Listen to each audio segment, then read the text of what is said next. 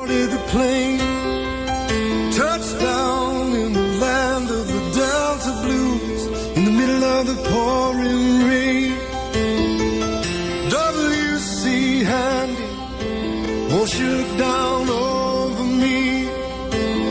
Yeah, I got a first class ticket, but I'm as blue as a boy can be. Then I'm walking in Memphis, walking with my feet 10 feet off a beam, walking in Memphis. But do I really feel the way I feel? Saw the ghost of Elvis on Union Avenue, followed him up to the gates of Graceland, and I watched him walk right through.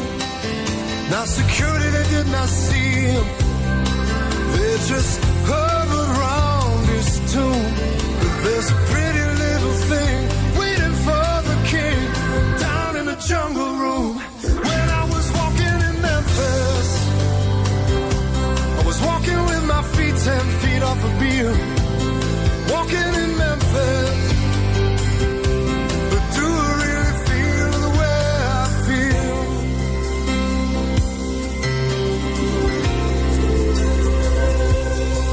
They've got catfish on the table, they've got gospel in the air. Reverend Green, be glad to see you when you haven't got a prayer. But boy, you got a prayer in Memphis.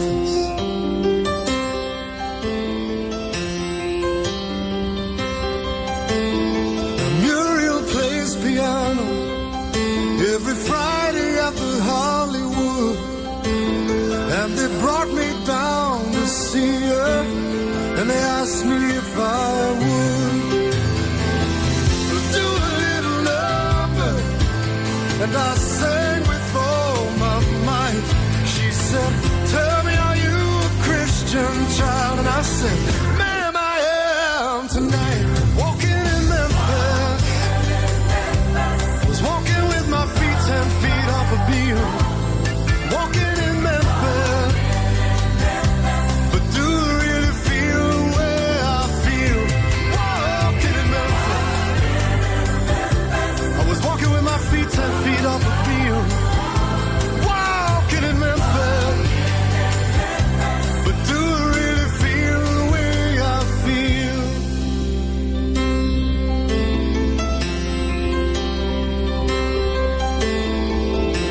Put on my blue suede shoes and I boarded the plane, touchdown in the land of the Delta Blues, in the middle of the pouring rain.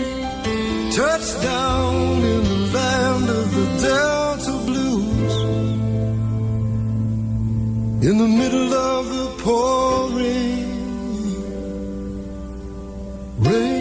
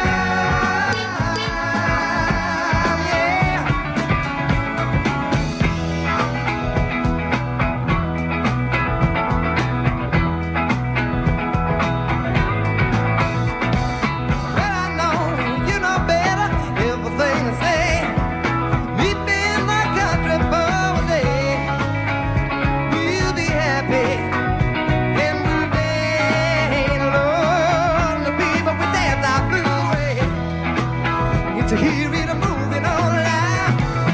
If you're feeling good to me, baby, and I'm feeling good to you, there ain't nothing we can do but say, feeling good, feeling fine, Lord. The people we got to hold the time. Oh, listen to the music. Oh,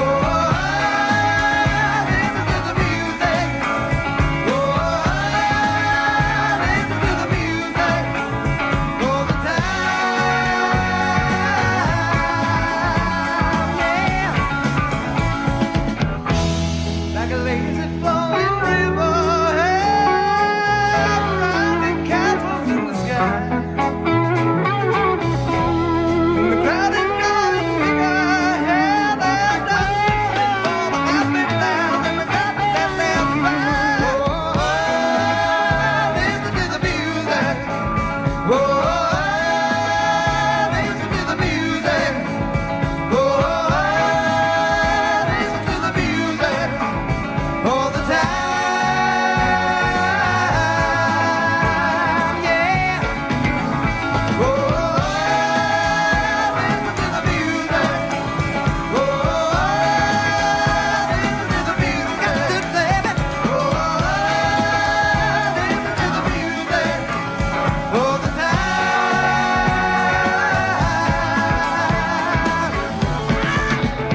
Oh,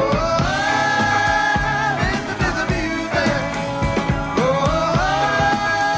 listen to the music. Oh, listen to the music all the time.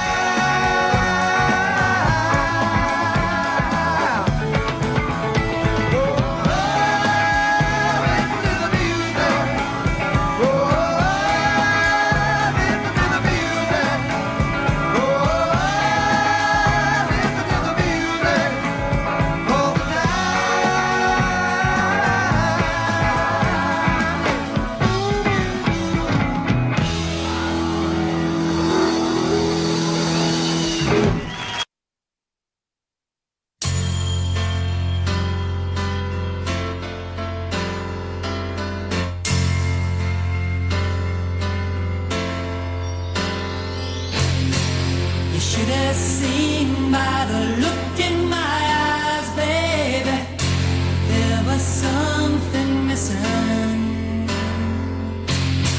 You should have known by the tone of my voice, maybe, but you didn't listen. You played dead, but you never played. Instead you lay still in the grass, or coiled up in innocence. And though I know all about those men, still I don't remember.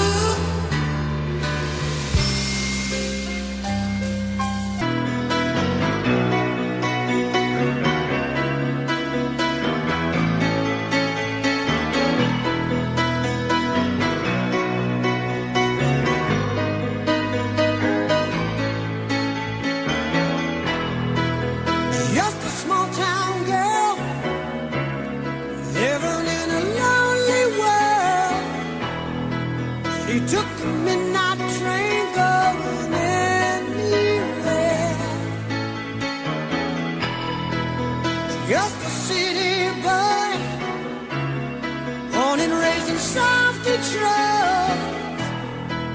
He took the midnight train going anywhere.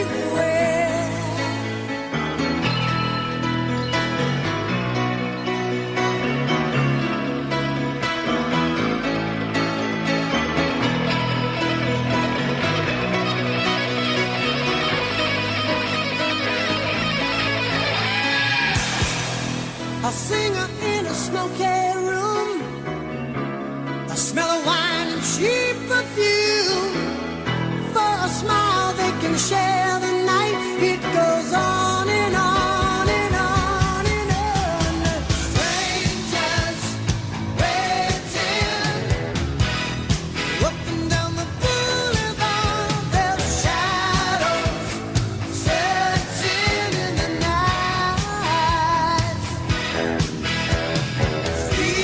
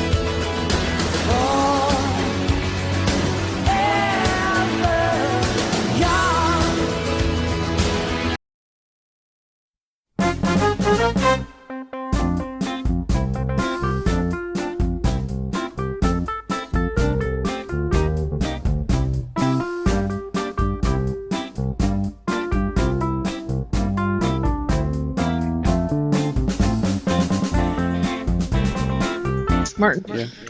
All right, we'll try to get started here in just a second. Martin's frozen drinking. Oh. Oh, now he's not drinking. Okay. Okay.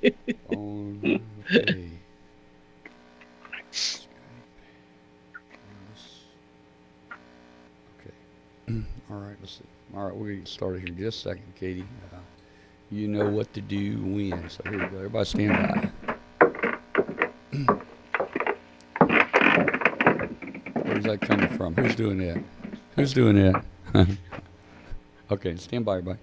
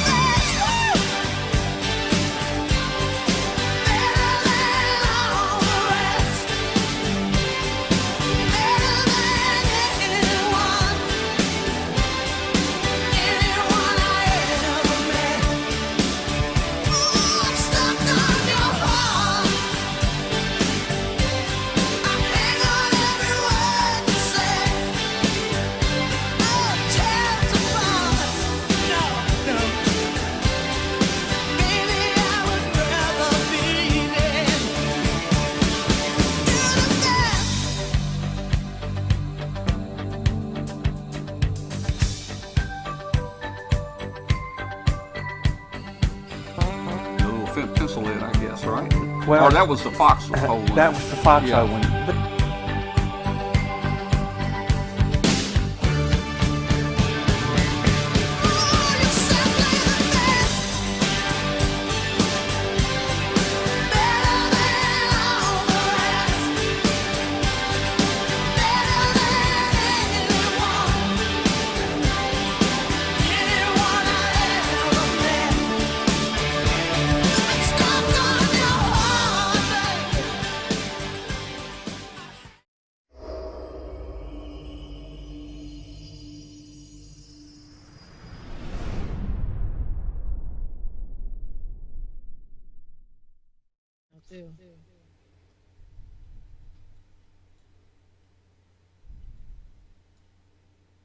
Are we on? We're live. we're Hi, on. everyone.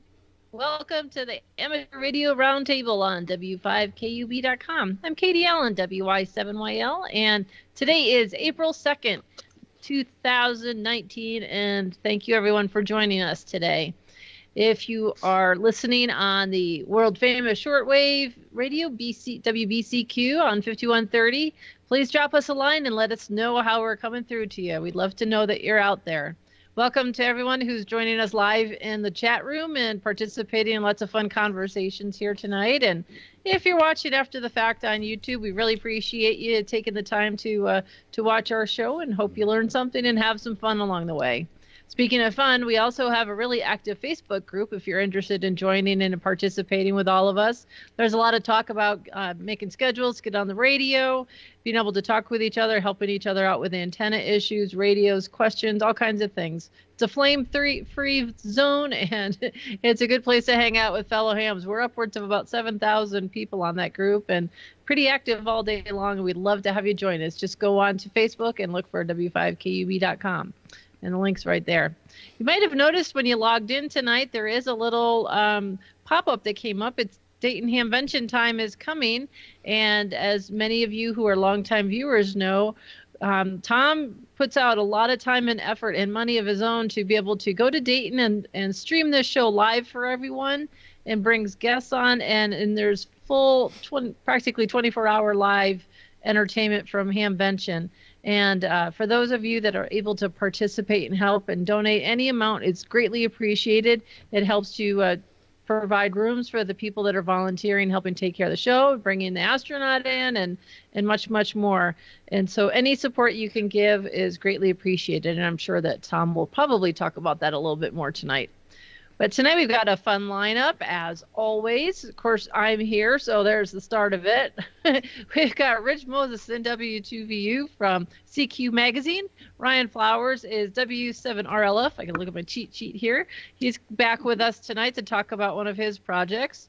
And the ever-famous Mr. Martin F. Jew, K5FLU, is joining us. And in the home shack of W5KUB, Tom and... who else is in there? Let me see the picture. Walter. Where are you? Walter's here with us. There's Walter. Yay. Hi, guys. So with that, let me turn it over to the boss to say hello, and then we'll get this party started. Okay, well, everybody, I've been watching the show the last few weeks and know my voice is kind of coming and going, and it's not great tonight. So, you know, I can work on my British accent. Welcome to Amateur Radio Roundtable. I am Tom Medlin, W5KUB. Tonight we have Walter, KI4V here in the studio. I can do my my British accent here. If I have to go to that, I'll go to that tonight. But, hey, I forgot about the pop-up. Yeah, tonight's the first night that the pop-up came up. And, guys, let me just mention to you the reason we do that. And I'll just go ahead and do it real quick. When we go to Hamvention, it's very expensive to put the webcast on. It cost us over $3,000, believe it or not, $3,000 to put it on. The hotel's the biggest expensive part of that, but there are a lot of other expenses. Like one year we paid $700 just for the internet. So there's a lot going on here. So you saw a pop-up come up. We always have a fundraiser. We got a antenna analyzer here. Now, Martin, close your eyes, Martin, because this is not yours. This is a Comet. This is a Comet a Comet antenna analyzer, and we're setting this prize aside for those that donate $10 or more to help support our trip. So, if you donate $10, you get one chance. $20, two chances. $30, three chances. Tell you what, you donate $1,000, we'll throw in an extra couple chances for you. But this is a great antenna analyzer, just as Martin's antenna analyzers are. You know, I've been off the codeine cough medicine here for about a week now, but I think it's still affecting me. But anyway, this is a great antenna analyzer. Somebody's going to win this. We'll announce it on Sunday at noon at Dayton. Any donations go into a special pot just to help cover our expenses. And you do not have to be present to win at all. So that's what that was. That's what that pop-up is. It's going to just pop up each time you log in here, just to remind you. So, Walter, how you doing tonight, Walter? Turn your mic on.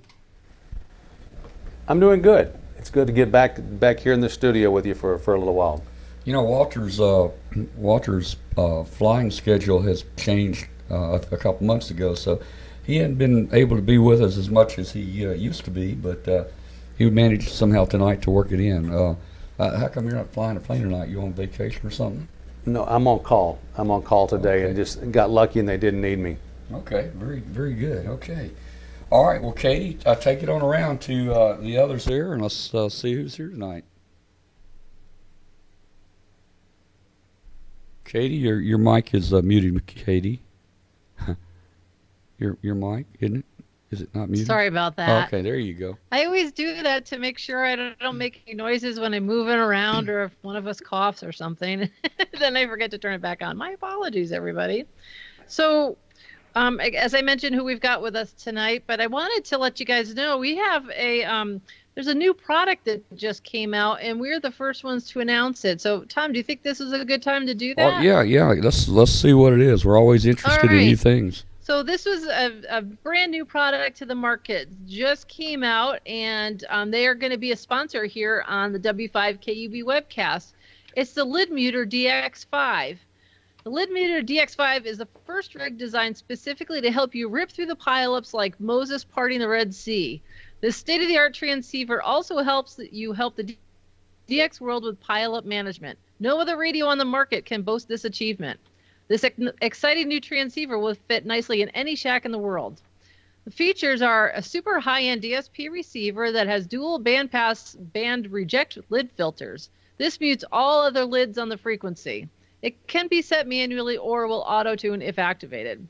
Number 2 is the Easy Set DX split mode will arbitrarily shout or send up, never mentioning the offending lid's call, thus compounding the problem.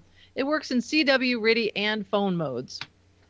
3, the super wide transmit signal sends out a splatter wide enough to cover most of all the other signals on the transmitting frequency. Ensures all but the very strongest are wiped out of all the DX receivers. That's important there. Yeah. Absolutely. 4, the imported Italian power out meter accurately displays the 500 watt output of this transceiver. Note, of course, Italian watts are 10% of watts in the remainder of the world.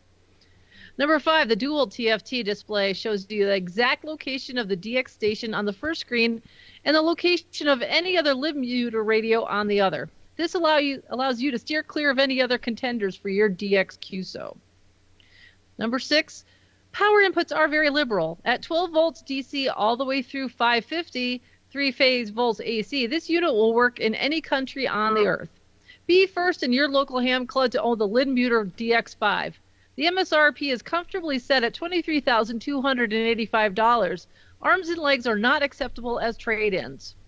This is just the first of the products. There will be more coming. And soon you'll be seeing the lid muter antenna control system.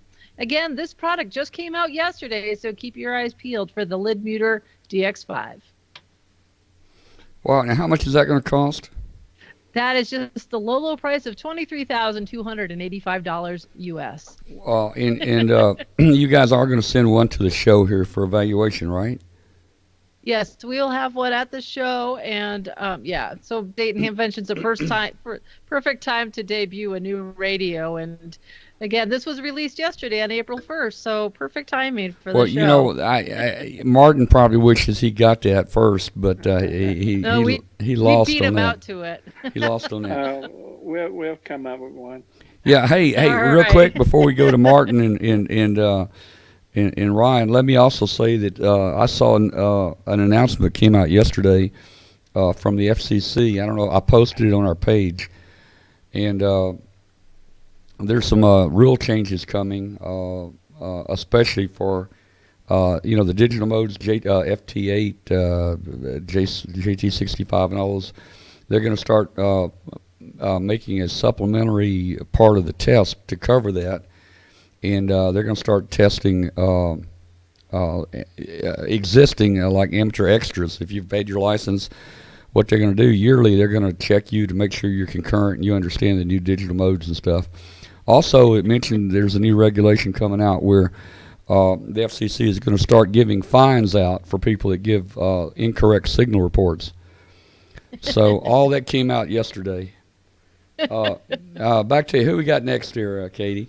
All right. And I also like to give props to the author of the creator of the lid muter DX5000. That would be the very talented spouse of mine, WI7FD. Thank you, Dwayne, for that. All right. He had a lot of fun writing that up. All right, so now let's move over to visit with our friend Rich Moseson from CQ Magazine. Hi, Rich. Welcome back. Hi there. Thank you. And sorry I couldn't make it last week. I was on my way home from visiting our son in Utah. So probably flew right over your house on the way home, Katie. You probably did. Yeah. So hey, before we get into the next months, let's also see what Brian and Martin are doing here, and then we'll come back to Rich. Okay. Okay, sounds good. I wasn't sure. I wasn't sure if you were leading that into Rich's segment or not. Well, I was, but I won't now. Oh, okay. All right. Well, let's shoot it over. Hey, Martin, how you doing, Martin? Oh, I'm doing great. I'm just sitting here listening to all the great news that happened yesterday. I think we're going to have some fun taking those exams. Well, did you pick up any additional news yesterday? Well, I got a lot of news, but I just can't remember any of it. Okay. All right. Well, we'll talk to you offline about this new device that Katie was talking about. Maybe you guys can at least be a distributor for it there. Let's jump over. Ryan, how you doing, Ryan? Make sure I unmute myself. Good evening. I'm doing pretty good over here. Katie, I You got me hook, line, and sinker there. I was googling it. I'm like, oh, this sounds like an interesting radio. Put me down for 2, and then the price thought, oh, put me down for 3. Oh, is that all? 23 and change. I can handle that, or yeah, no, just having fun with QRP stuff over here, and trying to keep myself from gluing myself to my work or soldering myself. So. Oh yeah. Yeah. That's All always right. a good thing. Oh, pardon me while I get myself situated. We'll look forward to hearing about your current project Yeah. when we get back around to you. Awesome. All right. So now can I go over to Rich? You can do it. Yes. All right. Take 2. Hi, Rich. How are you? Hi, Katie. How are you? Good. I You had a good trip to Utah? Oh, it was fantastic. It was really fantastic. The scenery is incredible, and just the mountains are indescribable. Dan sent pictures home continually, but there's nothing that you can see in a picture that compares to actually being there. That is very true. Yeah. How high in elevation were you where you were visiting? Well, he's in Salt Lake City, which is about 4,000 feet. Okay. And we went to the Natural History Museum on the University of Utah campus, and that's at 5,000 feet. And then I guess we got up to about 7,000 someplace in our wanderings. Oh, okay, not bad. So you were I live at about 5,000 feet elevation, so that's about where we are. And I've been down to Utah for conventions, like down at Bryce Canyon, and that one's like upwards of, I think, 8,000 or 9,000. It's really high up there. And the first time I went down there, boy, I had altitude sickness. That was not a fun convention that weekend. Not bad. So anyway, let's not go down that road. So what's going on? Why don't we go on and talk about CQ magazine? What's going on with CQ this coming month? Oh, we got all sorts of great stuff coming up, and I'm shocked that you guys would do April Fool things. We would never consider doing anything like that. Never. But we do start out with a serious look at what's up with Solar Cycle 25. By Ted Cohen, N4XX, who is one of the co-authors of our Shortwave Propagation Handbook. He was noticing that there hasn't been a whole lot published in the way of predictions for Cycle 25. Well, at this time, 11 years ago, there were hundreds, a couple hundred different predictions out there for Cycle 24, almost all of which turned out to be wrong. So he takes a look at that and what is likely to be coming our way in Cycle 25, and he assures us there will be a Cycle 25. Our main feature for the month of April, of course, is the single sideband results of the 2018 CQ Worldwide DX contest, and we've got a great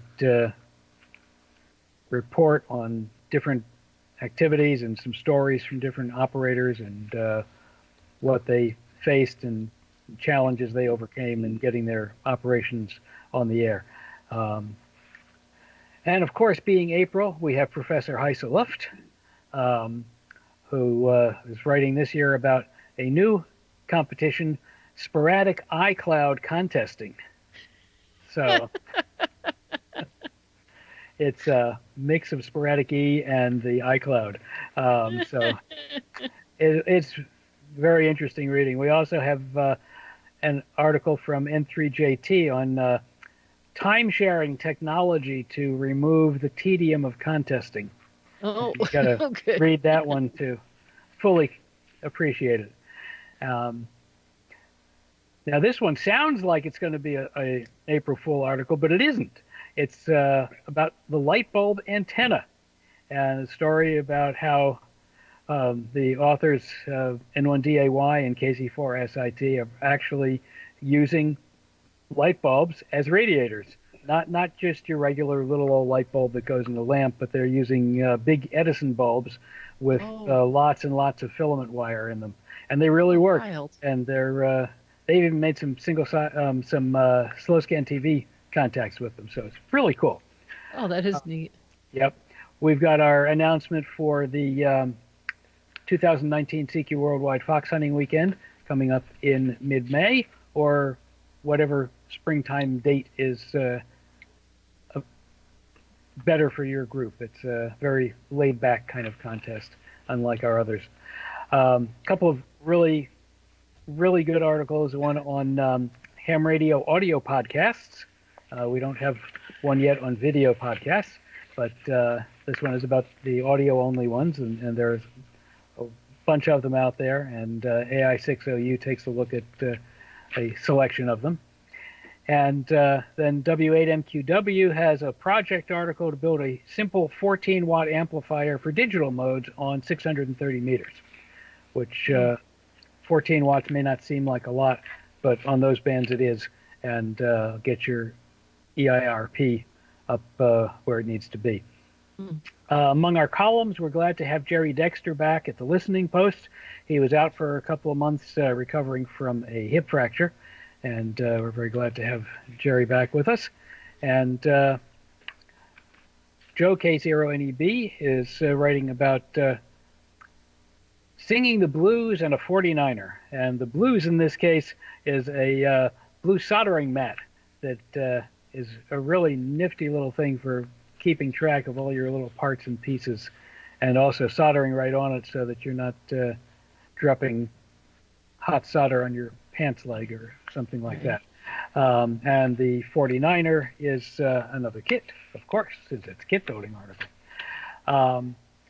And our cover story and DX column this month are on the family that DXs together. Faith Hannah Lay, AE4FH, has written about her family's de-expedition to the dry Tortugas off the Florida Keys. And really good article by Faith Hannah. And she's another one of our up-and-coming young hams who are the future of ham radio and future ambassadors for ham radio. So that's basic highlights of what we've got coming up in the April issue, which is, since it's already April, available now in the digital form on Zinio.com, and it looks great. I've got mine already, and will be hopefully within a couple of weeks, I hope, on its way in the print edition too. And we're continuing to get caught up on the print side. March issue is in the mail now, and it should be getting to people within a week or so, and then hopefully you'll have April while it's still April. So we're getting there. Yay.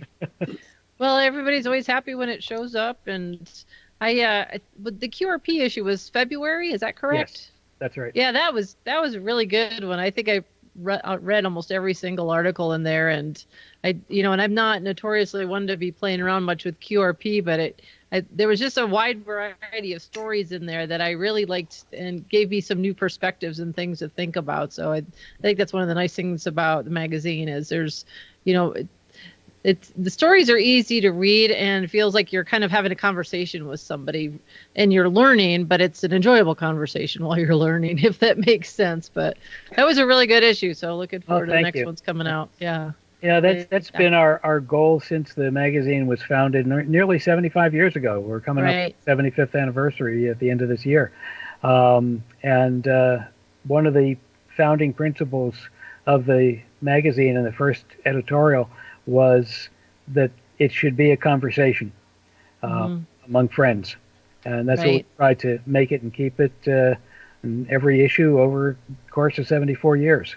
So glad it's still being perceived that way. Yeah, absolutely. And for anybody, to remind anybody, there's also the spring special going on now. Yes, our spring fever special is on. Time to renew. Yep, yeah. Renew and save some money. And you can do it on our website, or if you're a current subscriber, you probably have gotten a note in the mail about it, and encourage you to save some cash and re-up early. That's right. CQ-amateur-radio.com. You got it. Right. All right. Excellent. And you guys, you'll be at Dayton Hamvention next month, I assume? Yes, ma'am. Excellent. Sure. Were you guys, where will you be located this year? I think in the same place we were last year, which is in the what was the furniture building. Okay. In the past, I think it's building 4. There's a number on it, but I don't remember the numbers. But Okay. it was what was the furniture building the first year. Okay. It was opened up last year. Oh yeah. All right. Well, I'm sure we'll have you on one more time later this month before we all get to Hamvention, so we can make sure we all know where we can find you, so everybody can talk to you about all the great articles and find out who's going to be at the booth and who they can meet and greet if you're going to have some authors with you or what have you. But as always, thank you so much, Rich, and good to see you. Good to see you, and 73, everybody. 73. Thanks, Rich. See you, Rich. All right. Bye-bye. Well, Martin, let's be sure when you come on in a little while, let's tell everybody what we used to use the light bulbs for. It wasn't an antenna, right? That's right. It wasn't for an antenna. It wasn't an antenna, that's for sure. All right, well, let's jump in here. Let's jump in here and get Ryan in here. I know he's got something interesting to show us, and looking forward to looking at this little neat QR. Well, it's not a QRP because it's not a transmitter, but Right.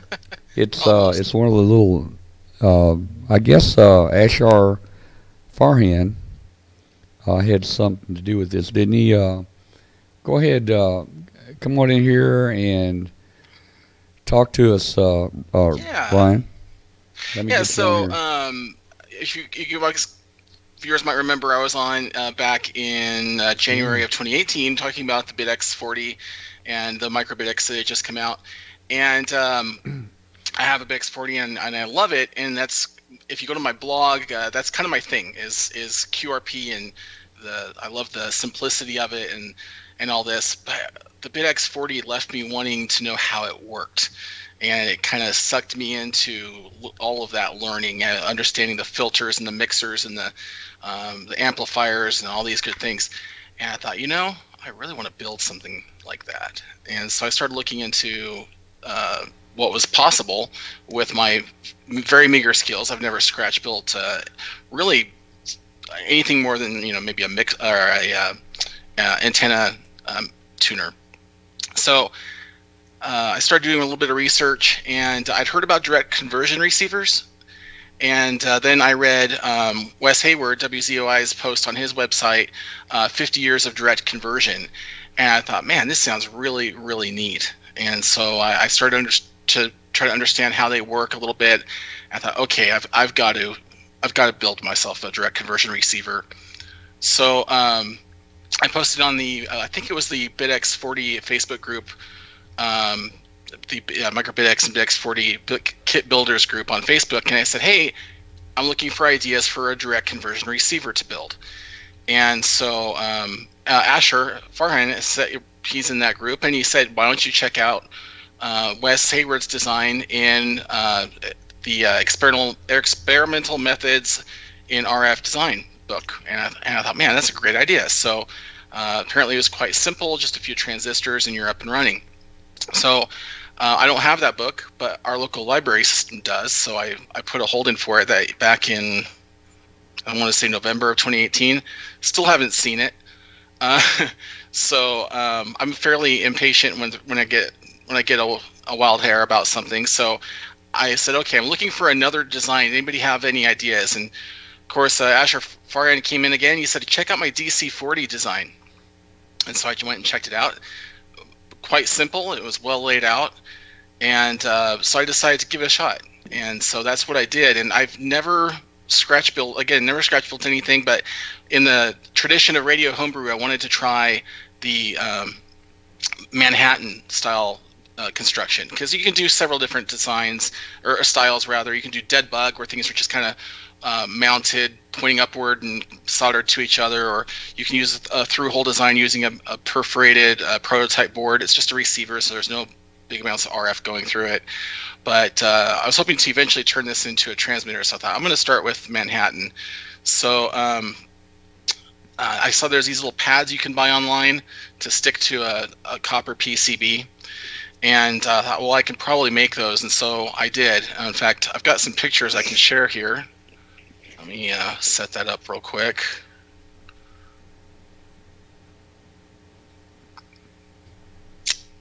There you go. There we go. So I took a PCB board similar to the one that's right here, and I just set up my vise and a clamp, made a little fence for this saw over here, which I picked up for $1 at a garage sale, and I sawed myself some strips, and that worked out really well. And you can see there's some strips here that were cut using that method. The only thing I would have done differently was flip the PCB over so that the copper was on the bottom, so you don't mess it up while you're sawing. Anyway, then I used some little flush cutters and started cutting some squares. And so that's exactly what I did. And of course, I had the first thing that on the DC40 receiver, there's no audio amplifier in the schematic. He says roll your own, whatever you want to do. And so that's what I did. And I found let's get ahead of myself here. I don't have the wrong one I wanted, but there's a little audio amplifier on the board here. And so I just started with that. I did that dead bug style just to get started.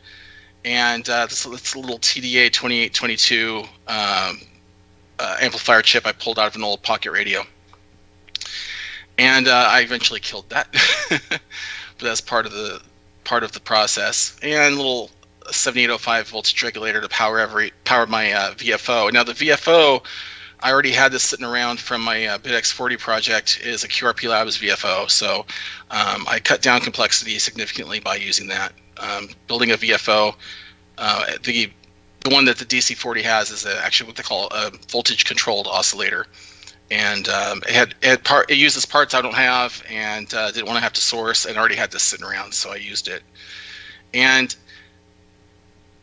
then I started building, and this is the part that I think is kind of mysterious to some folks, is taking a schematic and translating it into something physical. And so that was actually took many hours of consideration and sitting there drawing it out and understanding how the schematic works for me to be able to do that. And I actually outlined that on my website. I wrote almost 8,000 words, actually almost 10,000 words on this build. And it's so simple to do it once you've done it, but getting to that point and understanding the process is actually a lot of the fun, because you really understand how a radio works and how circuits are designed. Which was my goal. I wasn't trying to build a high-performance receiver. I wasn't trying to build something that nobody else had. I was trying to understand how this stuff works out of curiosity.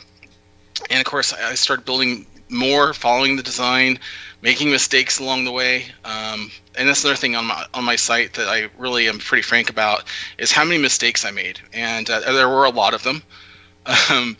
You learn from mistakes, and so as long as you learn from them, I think the mistakes are completely acceptable, as long as you learn something from them and understand what the mistake was. And then it came along. This right here is the what they call the double balanced diode ring mixer, and it's a mouthful. But understanding how that works was probably one of the most difficult things of the entire build, because I didn't want to just build it and say, yes, I built this thing from plans or from a schematic and it works. I wanted to understand why it worked. That was the whole point of doing it. And so I cover that as well on my site. And the whole process of understanding the design and building the transformers and why there's transformers and all that good stuff was really, really fascinating and really worth doing.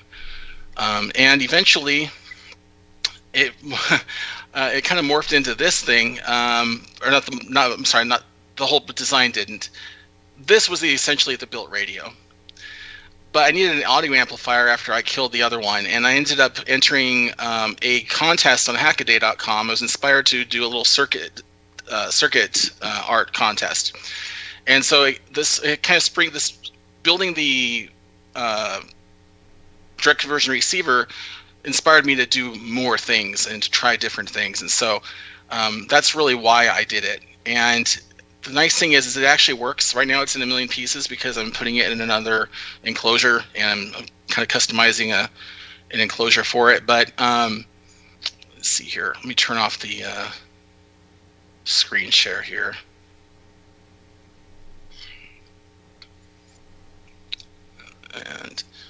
And I'll show, let's see here. Can you see? There we go. And And so I've got the board here, and this is the finished receiver. And one of the things that I really had a fun time doing was building this little filter switching board. And so this takes 2 QRP Labs filters. And so another ham showed me a trick with tuning these filters, which I was having a really tough time with. And Martin might appreciate this. It was to use one of these. And it turns out that if you measure the SWR of a filter, will tell you exactly where its bandpass is. And so I was able to use that to kind of dissolve that mystery. And the whole process was really a lot of fun. And I would encourage anybody who's curious how radios work to do it. In fact, I had somebody comment on the blog, I think it was a week or 2 ago, that they actually followed it, and they were able to have a working receiver. And they had some of their own issues that they had to work on, and some of their own challenges. The audio is a little bit low on it. I think it's probably could use another amplifier stage, so that's something that you can do yourself. But as published, it works. And if anybody's going to do it, I would encourage them to go to my website and look at the adjusted schematics. Farhand schematics are good. There's a couple of minor errors in there that could make it not work as well as it should. And so there's some adjusted schematics in there from AC7LX. Robin helped me out immensely there. She's way smarter with this stuff than I am. But the heritage in this thing is one of the things I love about it too, because it's designed by Asher Farhand, the QRP Labs VFO kit, of course, Hans Summers. The design itself and the generation of this, the whole reason we do direct conversion receivers in ham radio is largely due to Wes Hayward. So there's a lot of heritage in the design. So I really love that about it as well. So I would encourage anybody who's even thought about doing it to just do it. Whether you follow my article or somebody else's, or you just dive in and try it, it's really rewarding to do it. I would do it again. I probably will end up doing it again, actually. Well, that's a neat little project there. I think you got a video where you show it in operation, don't you? Yes, on the last page. It's a four part post. Technically, yeah. Well, it's kind of 5, but I did the whole thing with the filters with this, and that was Terry Bendel. I think I'm saying his last name right. I can't remember his call. He showed me that trick, and so I ended up writing a whole other post just on that because it's so useful. Hey Ryan, why don't you tell everybody where to find your blog, because this thing is really written up into different parts, and you've got neat pictures, and you got videos on the build. So. Yeah. You want to give them your blog information? I'll show the folks, but in fact, I'll post it in chat too. Okay. It's misc.geek.com, miscdotgeek.com. And that's my website. And if you go there, it's, I think if you go to home, it should be on the front page. If you scroll down just a little bit, I think one of them is still there. It's not, but if you just search in the top right, DC 40, you can find the articles. And it's a 4-parter, and I also go into the little spider design that I built. And one of the things that I want to mention too, that I think is really important, is that there was nothing special used to do any of this. Sometimes people get hung up on perfection over progress, and I think that's a big hurdle for folks, because if you look at a lot of shacks, and they're well equipped, and they should be, but there's a lot of testing equipment and parts and tools that a lot of us just don't have. I don't have them. I'm very simple. And I don't like having anything more than I absolutely need. So for me, everything was done with this MFJ antenna analyzer for the filters, which I could have done it if I really wanted to without it, but it just made it so much easier. And then everything else was done with this little DVM. and it's really made for automotive use, but they're like $20 on Amazon, and it works beautifully. So the rest was, I think my most useful tool besides those was my little cutters here and my soldering iron, which is like, it's not a soldering station. It's something you can buy from various places from China for $10, $20.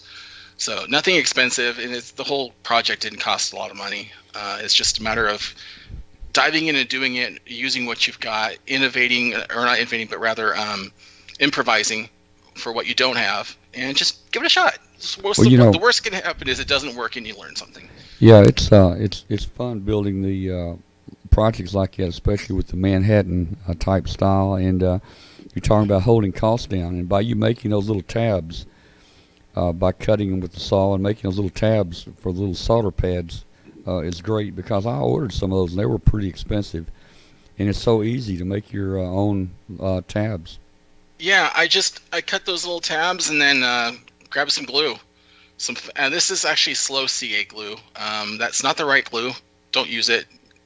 If you're watching this, please buy fast CA glue. Your life will be much easier, much better. The glue will be easier. But it's what I had. I bought it, and so I used it. And yeah, but it didn't take a lot of extra resources. I think the worst, if you don't have any electronics around, you can salvage some.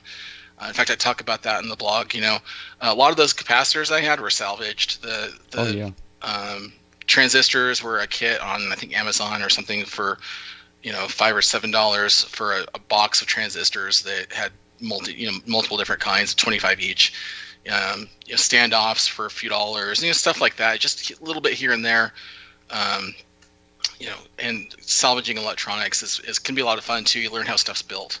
And so I had an old television. I think it's an old Sony Trinitron built in like 2000. It was big, 70-pound beast.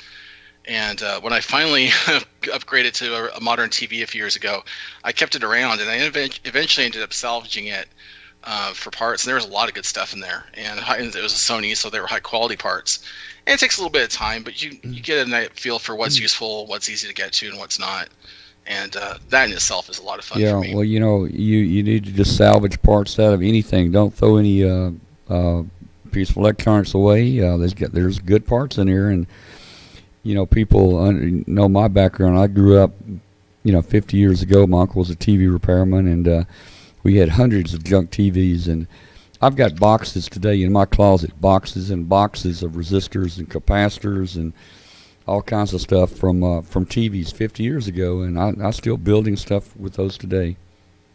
Yeah, it's really kind of underrated. It's so easy to just buy a kit of capacitors, but if somebody, especially garage sales, if you ask friends, do you guys have an old CRT TV that you need to get rid of? Salvage it and junk the rest. That's what I did. In my area, there's a place you could take the electronics and recycle them for free. So I junked it, and I got all the parts I wanted. Took the circuit boards, and it's some beautiful speakers in there too. And I threw the rest in that, so it didn't cost me anything, and I got a lot of parts out of it. I just finally threw those boards away a couple months ago after getting everything I could off of them. But really worth it and a lot of fun. And if you like taking stuff apart, I do. That's how I got started. And I think a lot of us got started just taking junk apart to see how it works. The trick is putting it back together. And Walter helped me here. I messed your call up. I had RFL, and I'm trying to change it. I've got so many keyboards. Okay. So many keyboards Romeo, here. I'm gonna get that radio low frequency. I'm gonna get that right. I got so many keyboards here. Okay. All right. So. RLF.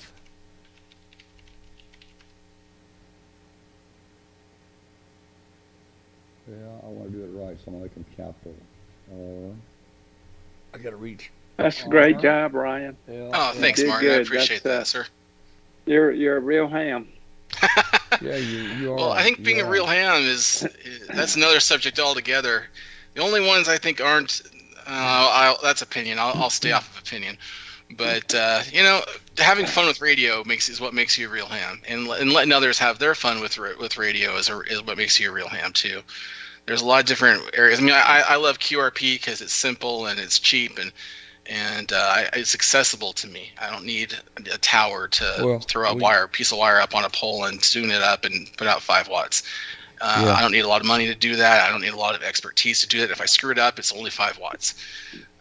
So it's really accessible that way. So that's one of the reasons I love QRP. And you can still make good contacts with QRP. The SSB contest last year, I did 7,000 miles with I think 5 or 7 watts and an NFED. So when you make a contact on QRP, you have made a real accomplishment. That's right. Yeah, it's a lot different.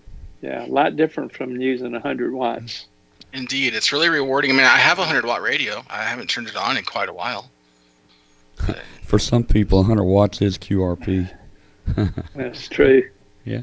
You know, Ryan, I remember, and this has been 50 years ago, 1969, there was an article in QST that was written by Wes Hayward, W7ZOI.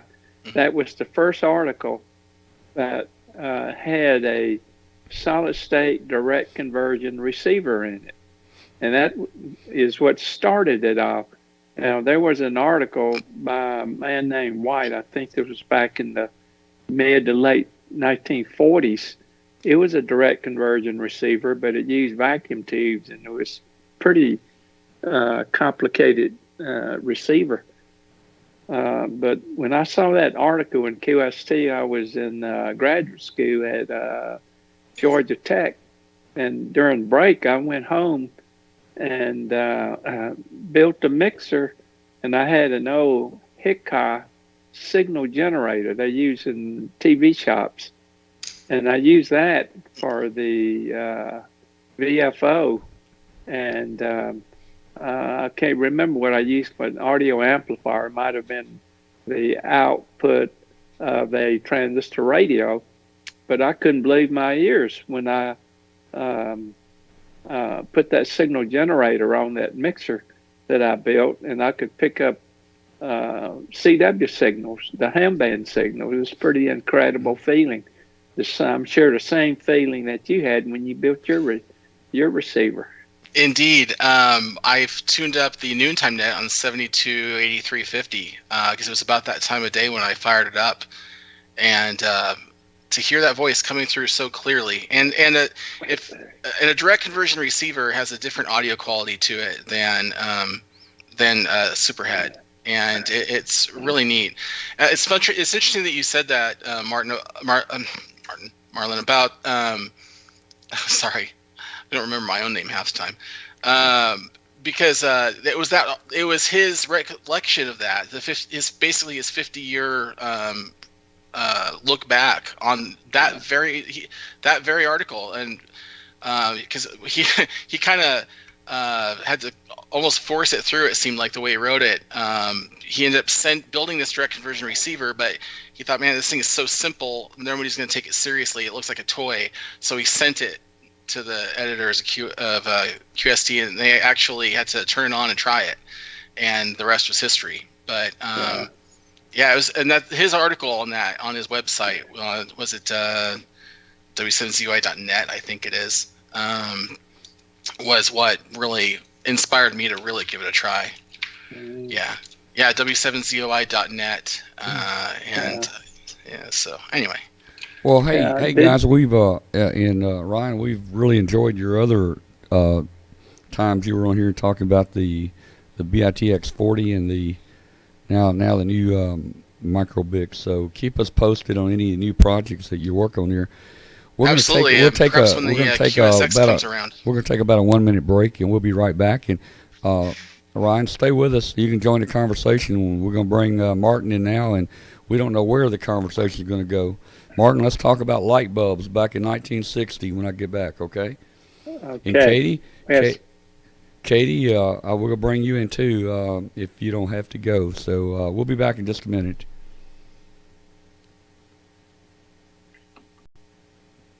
Create your own band openings. ICOM newest SDR transceiver, the IC9700, is coming soon. This new radio is bringing direct sampling to the UHF VHF weak signal world. The IC9700 is an all-mode transceiver loaded with innovative features such as Dedicated amateur satellite operation, color touchscreen, D-Star capability built in, RF direct sampling on 2 meters and 70 centimeter bands. It has a dual independent receiver capable of full duplex operation as well as dual watch and 100 watts. Max output on 2 meters, 75 watts on 70 centimeters, and 10 watts on 1.2 gigahertz. Visit www.icomamerica.com/amateur for more information on ICOM radios. They're round instead of being square for those Manhattan-style pads. You know, out of all the different tips I've heard, I haven't heard that one. I'm gonna have to try it now. Yeah. Hey, that's a pretty good idea. I mean, even round pads would work. Yeah. You know what I usually do when I build it that way, I use like a 1 meg ohm resistor, sort of right to the end of the body, and the other side of it is what I use to hold a part up. Well, you know, that's almost an insulator, isn't it? Yeah. That works. Hey, let's bring Katie in here. Katie looks like she's wanting to get in here. There's Katie. Hey, Katie, how you doing, Katie? Hi. Katie, right. do some more yawning. We might need to fall asleep sometime. Yeah, we gotta wake Katie I haven't been up sleeping good lately, so by this time of night, I'm really dragging my butt. So hey guys, let's just I have 2 or 3 things to show tonight, but you know we're on WBCQ on shortwave on 5130, and they're building the world's most powerful shortwave station. Martin, I don't know if you've read about this. No. I saw some I got a pictures little recently. 1 It's minute. I got a amazing. little 1 minute video I want to throw up here, and then we'll get back into Good. just general discussion. But I want you to see this antenna. I think they're going to be running 500,000 watts, and I want you to see this antenna. This is the first antenna of its kind in the United States. So let me see if I can put this on. Here we go. The skyline in Monticello looks a lot different now. A 260-foot tower that will soon be home to one of the largest shortwave radio stations in the world is nearing completion. News Source 8's Ashley Blackford has the story. It's a tall tower that people from all over the world will soon be able to tune into. It's kind of like a small tourist attraction. People drive by and they look at the antenna, they take pictures, and some people think we're going to be broadcasting to Mars, and we probably could put a signal there if we wanted to, because the station's powerful enough. Alan Wiener and his wife Angela operate the radio station WBCQ out of Monticello. It was their history with that station that prompted interest in the creation of this new location. It was a phone call from World's Last Chance Ministry, and they called us up because WBCQ radio has a history of being a free speech station. We are dedicated to the First Amendment of the Constitution of the United States. We do not censor our programmers in any way whatsoever. We don't tell them what they can say or play. And that's why they contacted us, because they heard about our reputation and they wanted to be on our station.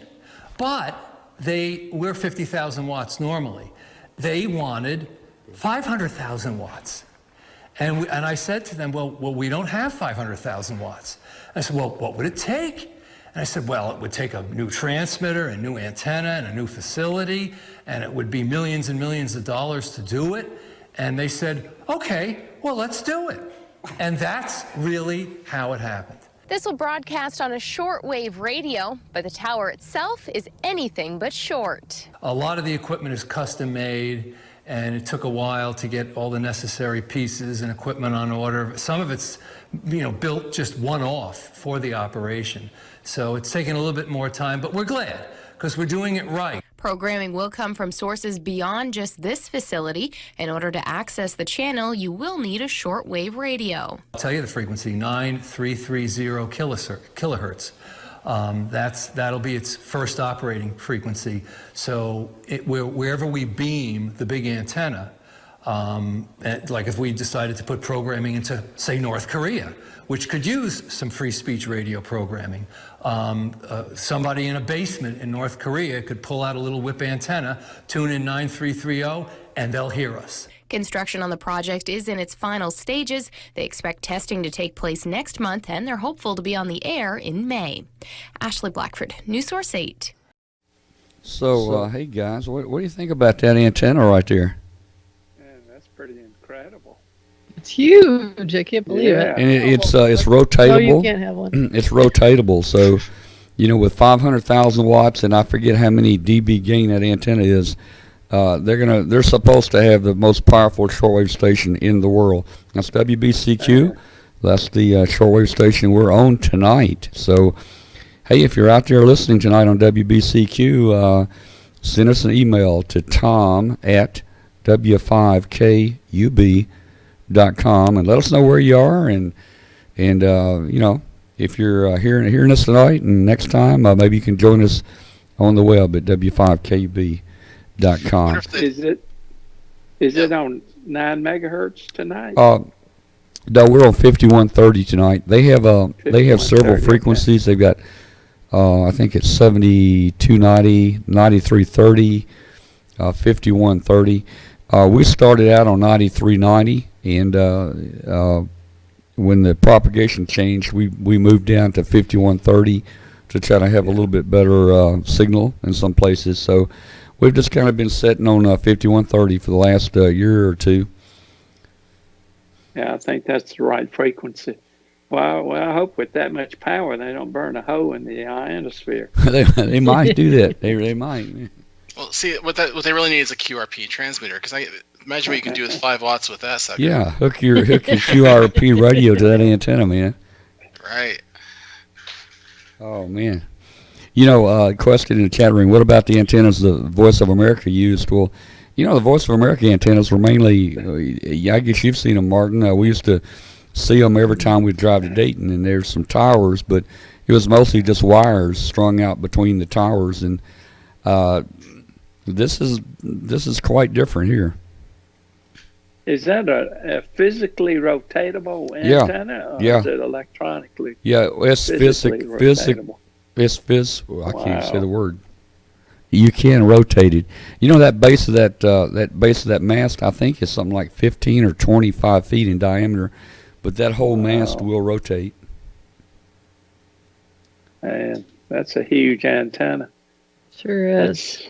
Well, all right. Well, let's just get back to where we were. We're talking about building and stuff like that. And, hey, Rich talked about using a light bulb to make contacts on. Martin, back in our day, we used it for dummy load. Oh, yeah. I mean, we had some really practical and exotic uses. I remember not only did we use it for dummy load, you connected it to the output of a transmitter, and back then we had a Pi network output from a tube type radio, and there was a procedure for tuning up the transmitter. You would dip the tune. You dip the plate? Yeah, you dip the plate. Dip the plate and then load it and dip it and load it until the light bulb got to be maximum. And you would have maximum power output. That was our usual use for the light bulb, but we had other uses too. We used to hang them from the ceiling and use it for light. Uh-huh. Yeah. You remember those days, Tom? Oh, yeah. I remember. I just spilled a bottle of water on the floor. Oh. I'll have to work on that later.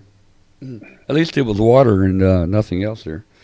Yeah. Well, man, yeah. Hey, Martin, I always love talking about the old days with you and stuff that we had to put up with back in. And, watching the show tonight, I'm sure there's some old timers with us. You and I both been licensed somewhere between 55 and 60 years. Yeah. And, back then, this is what a typical station right here looked like back there. That was a ham station back when we were growing up, wasn't it, Martin? It sure was. I mean, that's a pretty nice ham station there, man. That's a real nice ham station. I love his receiver. I would love to have something that good. Oh man, my first receiver was a regenerative receiver. Once you tune a station in, you couldn't move. You couldn't take your hand away from the tuning knob because the frequency was shifting. You couldn't hear the station. I've noticed that even here lately, that little antenna matching device I built out there, even though I have a bake-like knob on the capacitor, just grabbing that knob changed the impedance, it changed the capacitance, I guess, of that variable capacitor. Yeah. So you kind of had to compensate for it. Let's see what else I got here. Let's see. That was what a ham station. Today you buy you a 7300, and man, you got the world at your fingertips. Oh boy, I tell you, a 7300. That would be unbelievable. If we'd had something like that, we'd have been Mr. Ham back then. Let's look at some more stations from back in our era. There's another one. You can see stuff was quite big back then. Oh, man, that's an NC300 receiver. Yeah, that's a nice receiver. It looks like a Hammerlin. Yeah, and then there's a Hammerlin looks like a receiver over there, too. So that's pretty cool. I've got on my workbench right now, where it's been sitting there for months. It's an old Heathkit HW16. It's turned up on its side. Yeah. With the bottom of the chassis all exposed. That was a Heathkit transmitter receiver. It was not a transceiver. Separate transmitter and a receiver for the novice. Had 80 meters, 40 meters, and 15 meters. Yeah. So I converted 15 meters to 20 meters, and the crystal that I bought, which I had to be ground to the frequency I needed, and I had to buy it from England. And that crystal cost me more than the whole transmitter and receiver. But anyway, I got it working. Well, that was cool. And Heathkit made some really cool stuff back then. And this was like my first sideband transmitter. Back when we started, we were all AM. But this is I think that's either a HW100 or a 101. I can't tell. But that really modernized things. Boy, when that came out and we got on sideband, that was kind of neat. That was the transceiver that got most of us on sideband. Ron, if you look at the top inside of that transceiver, there are tubes, and each one of those tubes did one thing, just like one transistor would do one thing. It wasn't like an integrated circuit for an audio amplifier. One tube and one stage of amplification, and it was pretty amazing. You might have had 10, 15, 20 tubes in it, but that's nothing compared to what one IC can do nowadays. And it came in a kit. I remember taking all the parts out and laying them in the spare bedroom where my ham shack was, and I laid all the parts out on the bed. There was like 1,000 parts, man. There was a lot of parts, and put that thing together. Didn't have any problems, and the tuning. The Heathkit company had the tuning down just perfect, where you could use that meter on the front of that radio to peak all the coils and different things. I think there were a couple places that you needed a voltmeter to set a voltage, but it didn't require any special test equipment or anything to align or get that transmitter on the air. Did you check to see that you had all the parts first before you started building them? No, I didn't. I just started building. Yeah. That didn't make much There was too sense many. to There was me. too many parts to count. It was too many parts, and if you were short one of them, what were you going to do? Well, Might as well just I start didn't. building it I was when you young had- back then, and I didn't think that far ahead. But luckily, mine came with all the parts. Now there's a nice ham shack, that was a 1960s. super deluxe station there. Yeah, got a little Turner microphone on top there, and I don't know what else it's got there. That's kind of cool. So things are a lot different. There you go. Now you're getting in. See, this guy's been in the hobby for maybe 10 years or 12 years, so he's starting to get a little bit more. Now, Martin, my shack kind of looked like that after a while because I had 6-foot racks, and I had equipment mounted. I had equipment mounted in racks like that, so it took a lot of space back then. Well, for the young people, there's a separate receiver and a separate transmitter. And if you use one antenna, you had to switch the antenna from the receiver to the transmitter, or if you're transmitting, then you switched it from the transmitter to the receiver. And you forgot to do that, you would be transmitting to yourself. Yeah, so everything was kind of an individual box. Your antenna tuner, your speaker. Look at that speaker sitting up here. You know, back then, by then he may have had a keyer, electronic keyer. You know, all these things they're all built into a little 7300 nowadays. You know, everything's built in. Yeah. Even the VFO was a separate box. Yeah, the VFO is a separate box. Let's look at this one. Now there's another one, and that's a typical ham station back like 1958, 59, 60. I don't recognize that stuff. Well, let me see. That may be homemade. Down the second shelf down, there's a military surplus. What's that? An Arc 5 or something. See that? The one on the bottom, BC 348. Yeah. On the second shelf from the top, that little receiver on the very left end, that's a military surplus receiver, like one of the Arc deals. I'm not sure what the other stuff is there. Some of it's homebrew. Yeah, look at his microphone. Yeah, you know, hey, I started out with a mic like that. In fact, let me see. Hey, I got a picture right here. Let me see what my mic looked like back then. Yeah, look at there. My mic don't look much different, does it? Oh, yeah. That looks like one from Lafayette Radio. Can you imagine using a microphone like that today? I mean, this is, you know, that's terrible. But there it is. There's that station, 1964. Took a lot of space. And you can see the door. I had a door for my table. My table was made out of a door. Oh, I see. Now, Martin, you didn't have just a room for your ham shack. You were up in the attic, right? They put you up in the attic over the store. I was up in the attic in the store, put the ladder down, climb up there, and I didn't even have a door to use as a table. I just used 2 planks of wood. And you didn't have a floor up there, right? I mean, wasn't there like beams and insulation, right? You had to be very careful. You must have had a piece of plywood or something you were sitting on up there. Yeah, I had just a board, just a plank that I put enough planks on it so it wouldn't fall through the ceiling. Well, there was the end of the roof, there was a big, I don't know what it's called, but that's where you mounted a big fan. Yeah, the gable or vent, yeah. But we didn't have a fan. It was just a big shutter light thing.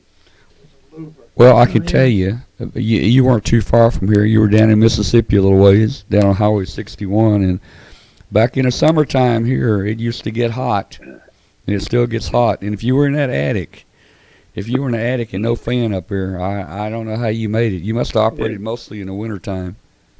Oh, it just got hot. Well, I remember when I got my license, I would crawl up there and I would call CQ for hours, and you had to log every call back then, every time you call CQ.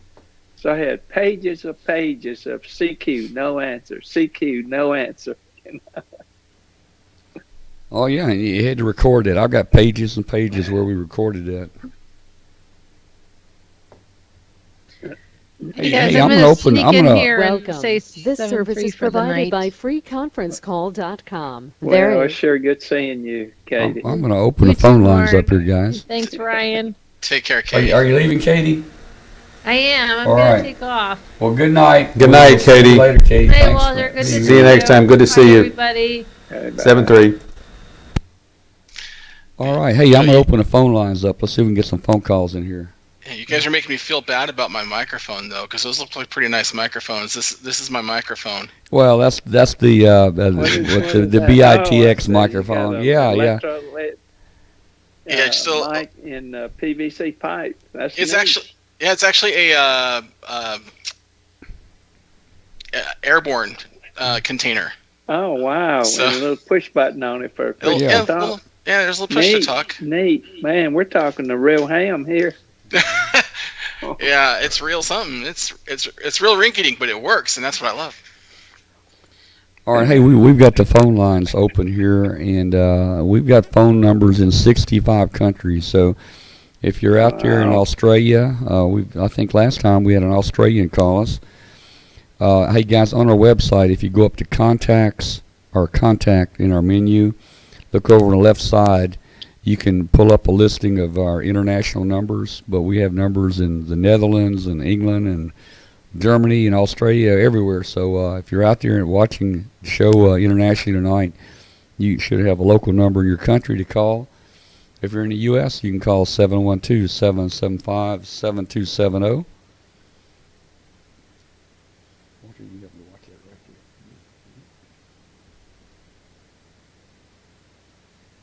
All right, so ham radio has been a lot of fun over the years. That article I read, Martin, about the FCC is going to start giving fines for people giving out false signal reports. What do you think about that? All I hear is 5-9. Well, that had me going for a while when I read that article, and then I remember what day it was. Yeah. Oh man.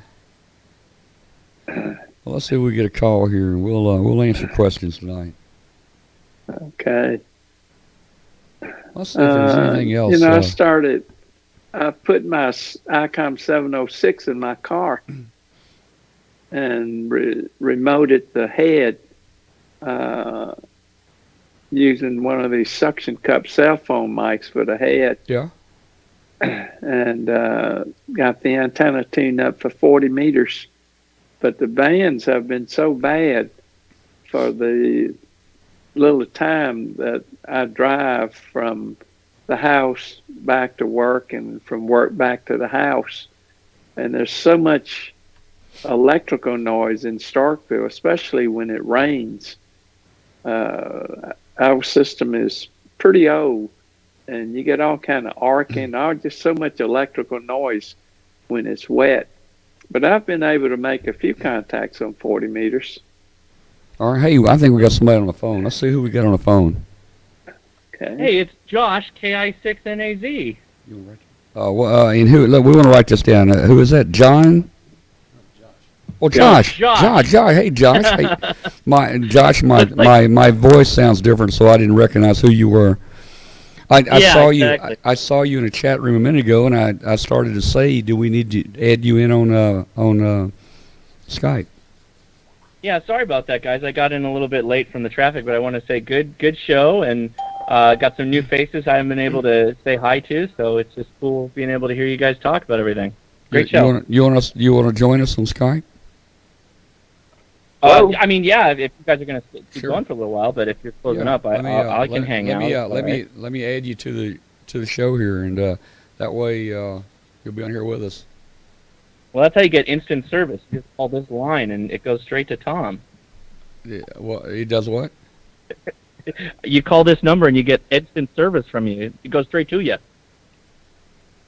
Well, I didn't have it on mute or something. Let's see. I'm looking for you. Let's see. Who are you? Oh, all right. I'll get off the call then. Maybe that might be why it's under my name there. Yeah. If you'll. Yeah. Let's see. There you go. We'll add you to the call here. All right. I'll get off. Good talking. Good to see you guys. How many people are on the call, Tom? What was that? What was that? There he is. This is Jeff. Hey, Josh. Josh, I want you to meet Martin. And hey, Ryan. Martin. Yeah, how you nice doing? to meet you. Good. How you doing? Okay. Great. Let's see. It's 7 o'clock over there, isn't it? 7:12 or so. That's right. You nailed it. All right, we've got another caller. Who's on the phone? Tom, it's Jeff, N3VE. Hello, Jeff, N3VE up in New Jersey. How you doing? Very good. This is very interesting. A new way to call into your show. Well, we try to shake it up every now and then, you know. That's cool. Looking forward to him. Jeff. Hey, Jeff, we're going to see you at Dayton here pretty soon, aren't we? Absolutely. absolutely. Yeah, Josh is going to be there. Martin's going to be there. What about you, Ryan? Are you going this year? I didn't hear Ryan. I think maybe his mic's muted. There we go. Yeah, Yeah, trying to be polite and mute myself there. Yeah, no, you don't generally not able to make that. Although I am planning on being at the Seaside Hamfest coming up. Cool. All right, we got another caller. Who's the other caller? Hey, Tom, this is Bill, WZ1L. There he is, WZ1L. Martin, you remember Bill? Yeah. Hey, Bill. How are you? Shredder. Martin took Bill and me to dinner or lunch one day down here. But Martin, I really want to come back. That was some good food. Yeah. Yeah, I do too. Yeah, Bill. Y'all need to come on back. All right. I'm waiting until I get the money and I can buy the AL80 and take it home with me. Well, come on down. It's ready for you. The AL80 is an excellent amplifier. You can run it on 110 volts. I've got one here. I use it, and everybody tells me, Martin, I am loud. You know, hey, 50 years of a ham, and I've never been known for a loud signal. Never been known for a great signal. And now everybody's asking me, what kind of mic you using? What kind of radio? What are you running here? And I tell them I'm running Martin Jew's 40-meter double, the extended double ZEP antenna with his AL80 amplifier. Hello? Yeah, I can hear you. Yep. Can you? When you use that extended double ZEP, Tom, it effectively doubles your power. It's 3 dB, almost 3 dB a gain. I thought it was so funny. I had one guy one night when we were doing a net, or no, maybe I was just talking. Sometimes we just get the group and we talk, and a guy broke in there and he kept saying, "How much power are you running? How much power are you running?" You know. So I mean, I should have said 75 watts. Yeah. QRP, right? That's right. But I've told people. Should have told them what your ERP was. Yeah, I don't know. But I've told a lot of people, and people call me every day here running 100 watts in a wire. And Martin, they're 20 over. Nice signals with just 100 watts in a wire. Wow. If the conditions are right and the antenna lobes are right and everything, you can get a 20 over signal with 100 watts. Mm-hmm. Hey, Tom. Yes. Somebody say something? Yes, Bill. Yeah, it's Keith, M9QDS. I've talked to you many times. Well, hang on a second. I'm having a little trouble hearing you. Whoever that was, please repeat. It's Keith, M9QDS. Hey, Tom, I'm going to hang up. It's Jeff. Okay, Jeff. Well, you don't have to run off. I mean, Jeff, we can take 1,000 phone calls at a time here on this system. Oh boy! Wow. Yeah, we can. I don't know if Walter over here can handle it, but we can take 1,000 calls at a time. You don't have to leave. Just stick on here if you want to. Okay. Does anyone else hear that? I'm still here. Keith, I can hear you.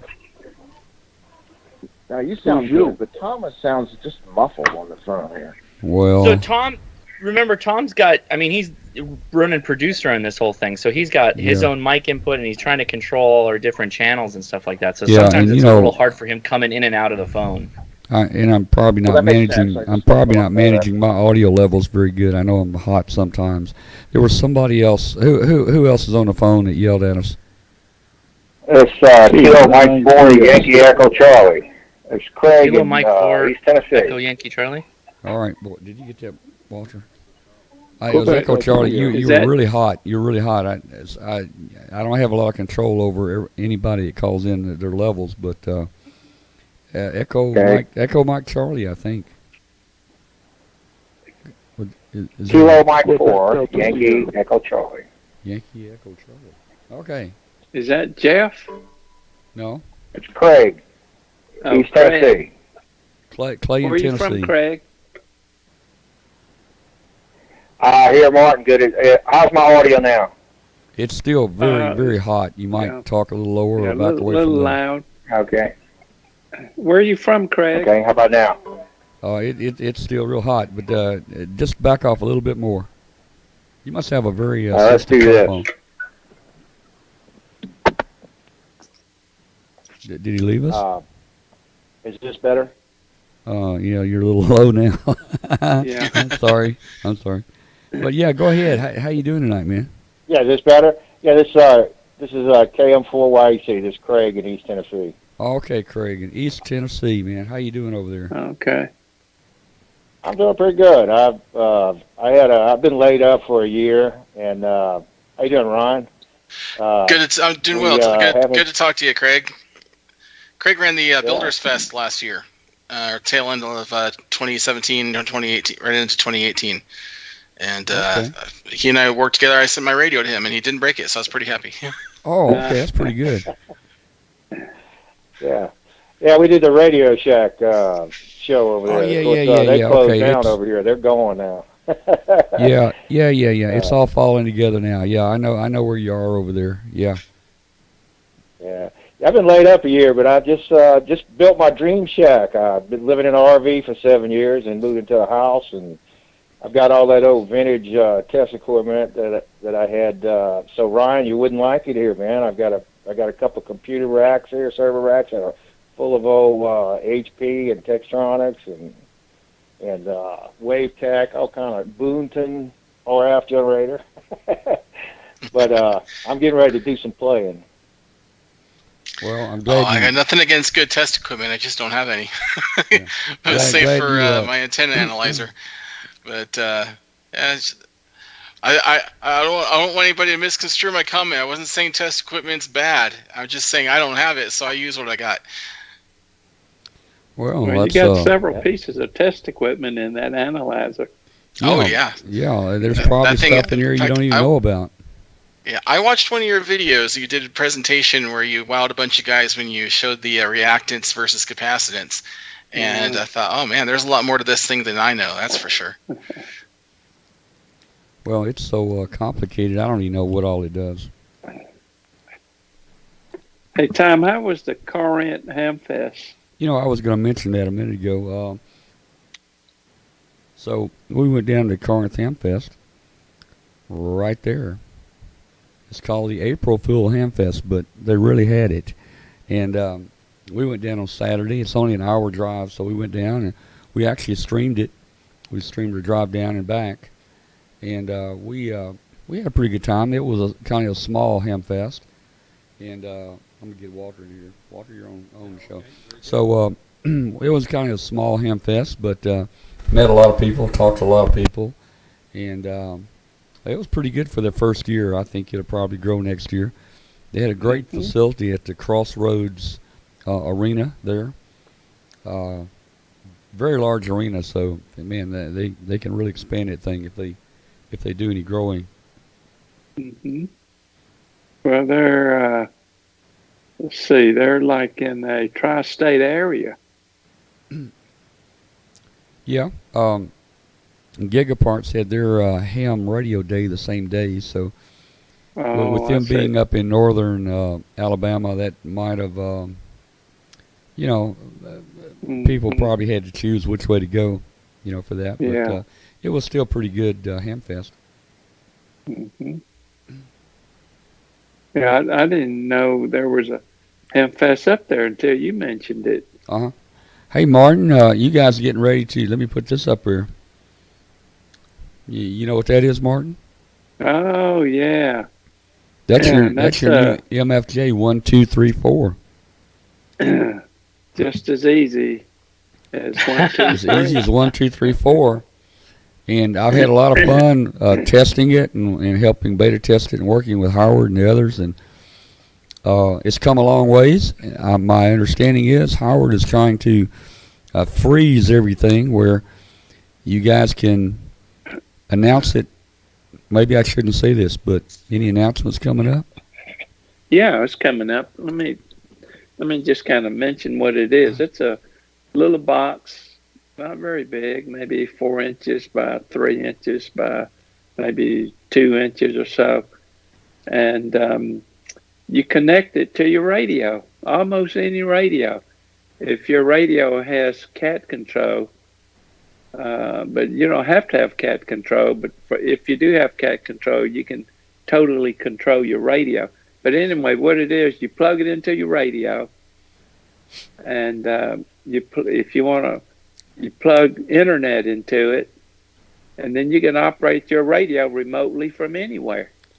That's all you need. And I've got some videos. I've got some videos I posted, Martin, that where I was on a Caribbean ship. I was on a ship in the Caribbean at Cayman Islands, and I actually made some contacts. I talked to Walter here using the RigPi. I have the RigPi here in the shack connected to a TS570, and on the TS570 I've got a 80-meter off-center fed antenna out there, which makes it easier for us to switch bands with the RigPi. So I could change bands or modes or frequency, and you know, anything that's got a browser. This is not Android, you know, fixed for an Android or anything. It'll work on anything that's got a browser. Linux, Mac, Windows. iPhone. It's cool. Any laptop. Windows, Chromebook. As long as you have a web browser, you can operate your radio. You can do everything with it. You can tune it, change the volume, change bands. You can control your rotator. You can log with it. You can have more than one person operate it from different places. Your radio. I set up an account for Walter, and Walter's actually used it a time or two. It's got the QR. It's got the lookup in it. It's got DX spots in it. You can select multiple DX spot servers. It does the logging, as you mentioned. You can go to any band, tune the frequency, tune the radio. It's just like the radio's with you, and that was kind of neat. So I think you're going to be bringing a bunch of them up to Dayton.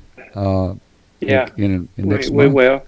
I mean, if you have your phone, your Android phone and your iPhone, you have your complete radio station in your hand. Yep. And now, are you going to bring a bunch of them to Dayton? Yeah, we're going to have them at Dayton. Or you? I know you're going to announce it at Dayton as a new product. So I thought you were making some to take up there.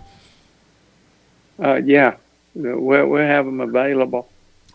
The retail price will be $299. Okay, $299. We got a price down. I think okay. Do we have a person on the phone? Yeah, Tom. This is Roy in Portland, Oregon. KI7TKO. Roy in Portland, Oregon, and your call again? Kilo India 7, Papa Kilo Lima. Bravo Kilo Lima. Okay. We don't have Papa Kilo Lima. Oh, Roy. Oh, okay, Roy. Okay, I'm glad Walter's helping me here. Well, I don't have a very good speaker here. It's down under the console here, so and I can't turn it up loud or we'll get feedback. So sometimes a little difficult for me. But hey, Roy, you've been playing the guitar any? Yeah. Actually, the guitar is actually my third instrument. So, I should have come on your show and played bass. It probably would have been a little bit better. But anyhow, and by the way, I haven't been in Hangouts lately just because I had some issues with Android. But another story. Yeah, I need you guys' advice. As summer's coming along, we're looking forward to the sunspot cycle number 25 and so forth. It's really time that I put up some decent HF antennas, better than what I have today. And so I'm talking to just the guys I need to talk to, I think, here. I've got a really small lot.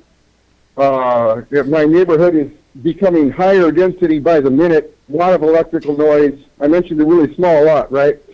So my finalists at the moment are a cobweb, presumably with the 40-meter extension to it, or a magnetic loop, and I'm really, intrigued by that magnetic loop with the remote tuner. So since I got you guys, Martin especially, if you were in my situation with a small lot with a lot of electrical noise and a lot of neighbors, and which one of those antennas would you pick? Well, if you have a lot of electrical noise, the magnetic loop antenna would probably be better for you. Yeah. You have to tune it for each band. If it wasn't for the noise, I would say the cobweb antenna. How high can you get that cobweb up, I think, is the question, too. Well, if you get it up like 10 or 12 feet, it'll work pretty good. No, but I mean, to beat the noise, if he can get it up higher, that might help him out, too. Well, that's true. That's true. The limitation is my lot's only 40 feet wide, and so if I put up a mast higher than 20 feet, it will fall into the neighbor's yard if anything ever happens to it, which I don't like very much. You know, I mean, you know how it is. You know, you kind of take chances and stuff. But so yeah, that might be another. I don't know. Which would have the best advantage at a low elevation? Would the magnetic loop? They're both good at that. Is there a difference really? Well, I have used that magnetic loop in my house on the floor leaning against a couch. QRP work in Europe. This was back when the band conditions were good. So, you know, the other thing to think about, too, is you can put that cobweb on your roof, and then you wouldn't have necessarily the same problem with it falling over because it'd be on your roof. Is that something that could work? Yeah, that's possible. That's possible. I'm a little concerned about electrical noise from my house getting into it being that close to my house. But sure. You know, I can't really speak to the noise level. I have a fairly low noise floor where I'm at. But if you got a long and narrow lot, if you've got, do you have any trees or anything like that for a wire antenna? Yeah, I've got a huge tree in the backyard, and it's currently supporting wire antennas. Huge canopies, really huge canopies. It's in the way as much as anything else. I've been getting up on 15, pretty mediocre on 20, and 40 really needs help. You might check the G7FEK antenna. It's called the garden antenna. I built one of those about a year and a half ago. It's all band, 80 through 10, and it's basically they call it a nested ZEP, and it's 25 feet high. So and then there's an 8-foot leg on one side, and I think a 35 or 40-foot leg on the other. Fairly short, and you could even shorten it and have maybe use a tuner or something, but. I don't know how it would do with the noise. I think Martin's right with the antenna he suggested, which just exited my mind, unfortunately. But for the size though, the G7FEK is really nice. Yeah, I think you already know that with the mag loop, you're going to have to tune it a lot, as Martin already said. Mag loop. If you like to just operate on a couple of frequencies where a net may be or your friends are, then. That's a fine option too. And MFJ, the one you mentioned already, has that remote tuning box, which makes that a lot easier because then you can get that outside, which again frees you from the inside RF. So Roy, has anybody used that? I'm talking about the loop with the with the sample tuner and everything. Has anybody used that just tuning around the band and doing QSOs? And it looks like it might be kind of awkward, but maybe it wouldn't be that hard to do. I don't know. I mean, that's what Martin just said, is he used it, right? Yeah. Hey, Roy, have you got any trees on your lot? Yeah. I've got this huge. My backyard is filled by one enormous tree. I may be forced to get an arborist out here this summer to deal with some of that canopy, just so I can get anything up through the canopy. Well, I think hey, don't cut all your trees down.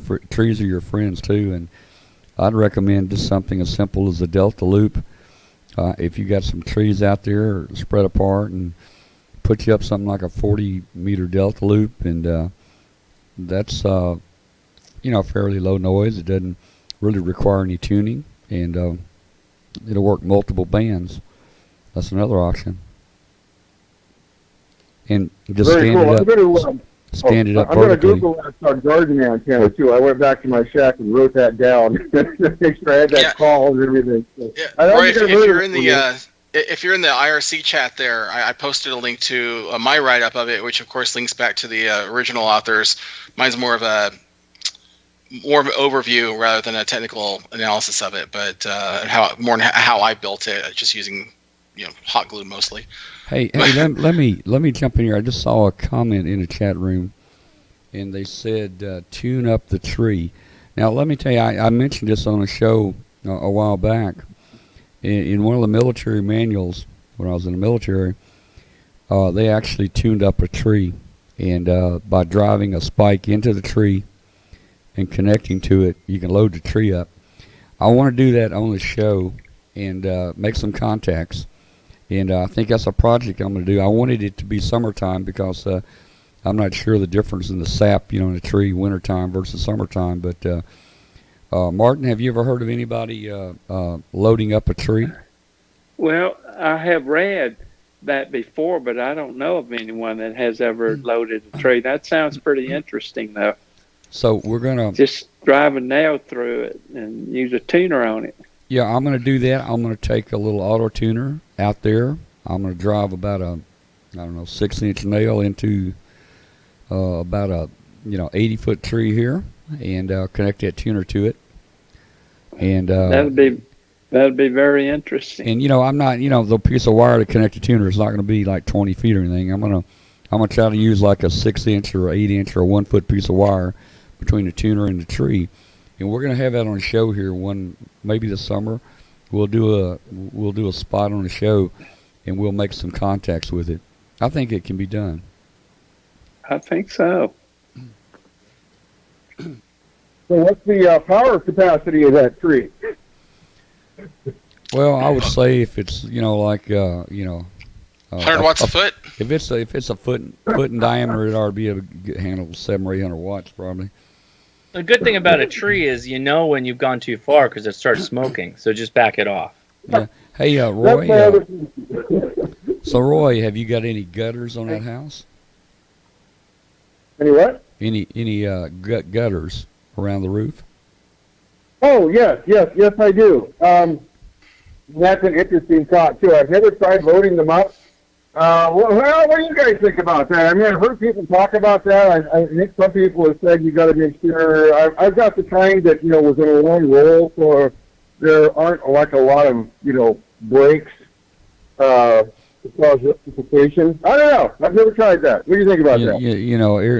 A lot of things are going to be a compromise, but I want to tell you, I mean, I would take a tuner. It'd be nice if a tuner was out at the gutter, not in the shack at the radio. Something like a little auto tuner, mounted under the eave of the house, connected to the gutter, put a ground rod in, and shoot a little power out there, tune that gutter up. I bet you it would work. Everything's a compromise, but yeah, I mean, you will likely experience RFI if you have it in your general vicinity, regardless of what you do. So part of it is when you get it set up, but put something up, experiment. That's half of the fun of this, is kill your mains and see if you can determine where the noise is coming from, going incrementally back on each one. You'd be surprised. A lot of your problems might be a simple wall wart for something you've got in the wall. So proper, station setup is still a part of this, which you're probably already doing, but that can help a lot. Roy, what are you using for an antenna now? For an antenna now, actually, right now I have a couple of folded dipoles. I've got a 40-meter folded dipole and a 20-meter folded dipole I got right after I got back on the air about a year and a half ago. And just haven't been on HF enough to really get it started to do much about it. But now is the time. Some spots are coming back and stuff like that. So I get out really good on 15 with a 40-meter dipole, but terrible on 40. Well, that may be because of the band conditions, but a dipole will work as good as most anything. Yeah, and if he's wanting to go with like multi-band, just a doublet with a tuner, where you can use different bands. A dipole is going to basically fix you on one band, so let you make it a fan dipole or something like that. But in reality, you want the best antenna you can put up. And I was kind of kidding about the gutters, but people are having to do that. They will work. There are a lot of things that you can probably do in that small lot. As we discussed, just a 20-foot pipe against the back of the house with that cobweb on top would probably work great. The cobweb is omnidirectional. You won't have to rotate it. You could put up a delta loop piece of wire out there. It would work pretty good. And then other antennas, in-fed, off-center fed antennas. A 40-meter off-center fed antenna is not that long in total length. What is it? Maybe 60-something feet long. Yeah. So. Yeah, with an off-center fed on 40, you can operate 40, 20, and 10. Yeah. And that's the reason we. But if you use a doublet, use 450 ohm ladder line. You'll have much less loss that way. Oh yeah, for sure. Yeah. One thing that you didn't bring up, but if you have a lot of noise, a lot of the digital modes are really specially designed to work well in high noise. The signal can come through even with a high noise floor. And JS8 call is is a conversational mode. If you've heard of FT8, and there's a lot of hate for FT8, it's still a pretty cool mode. But JS8 call is kind of a FT8 with conversation, and so that might be a neat way to have QSOs despite a high noise floor. So that might be something you can look into as well. We had a person checking the net tonight, and I think he was in Washington, and we were on 40 meters, and he's in a HOA area, and his antenna basically was I don't remember if he said it was it was a dipole basically, but it was on the top of his fence. He had an 8-foot fence around the house, and he had that wire on the very top of the fence stretched out. He actually had a 20-meter leg under it, and he had a fairly good signal with an antenna 8 feet off the ground. Mm. Wow, that's cool. I've never been able to hear you guys on 40. Just I think it's the noise level I've got here, but I've tried a bunch of times. Never could hear you guys. Never hear WBCQ. But we got like an S6 noise level a lot of the time around here too, so that makes it tough. Well, WBCQ is not going to cover out in your area. I've got a footprint. It does not go out there. Yeah, I can attest to that. It will, though. DRW. Imagine when you get that 500,000 watts on the other antenna, it might make it out there. I think it will. Yeah, y'all won't have to worry about snow or anything out there. Probably melted instantly. Hey, let me mention here while I'm thinking about it. My astronaut friend Doug Wheelock has told me that he will be with us again at Dayton this year. It's kind of unusual. Doug told me like 3 months ahead of time. Usually, I don't know until about 2 days before Dayton whether he'll make it or not. He's so busy, but he confirmed. He says he'll be there. So I'm thinking he's going to be with us again. So come by if you're in Dayton. Come by and visit with us and talk to Doug. N7DRW, November 7, Delta Romeo Whiskey. We got another caller. Delta Romeo Whiskey. Yeah, November 7, Delta Romeo Whiskey. Oh, okay. N7DRW. How you doing tonight? Doing pretty good. Yeah, the name's Horace. I had a question, a comment that Martin made. I had a question. It sounded like he was in grad school at Georgia Tech. I wonder if he ever worked the student station there, which is W4AQL. I can't remember if I did or not. I have visited that station in fairly recent years. I'm sure I must have done that. Now, when I was at Mississippi State, I used that station a lot when I was a student there, but I can't remember. That was 50 years ago. Which part of Georgia is Mississippi State in? Do what? Which part of Georgia is Mississippi State in? It's in Starkville, Mississippi. That's the part of Georgia. It's called Stark Vegas. Say, I worked them out of Albuquerque on W7DXX. That's that 1,500 watt station down there, and I worked that station in Atlanta there, that student station, and it worked out really good. that was a remote station.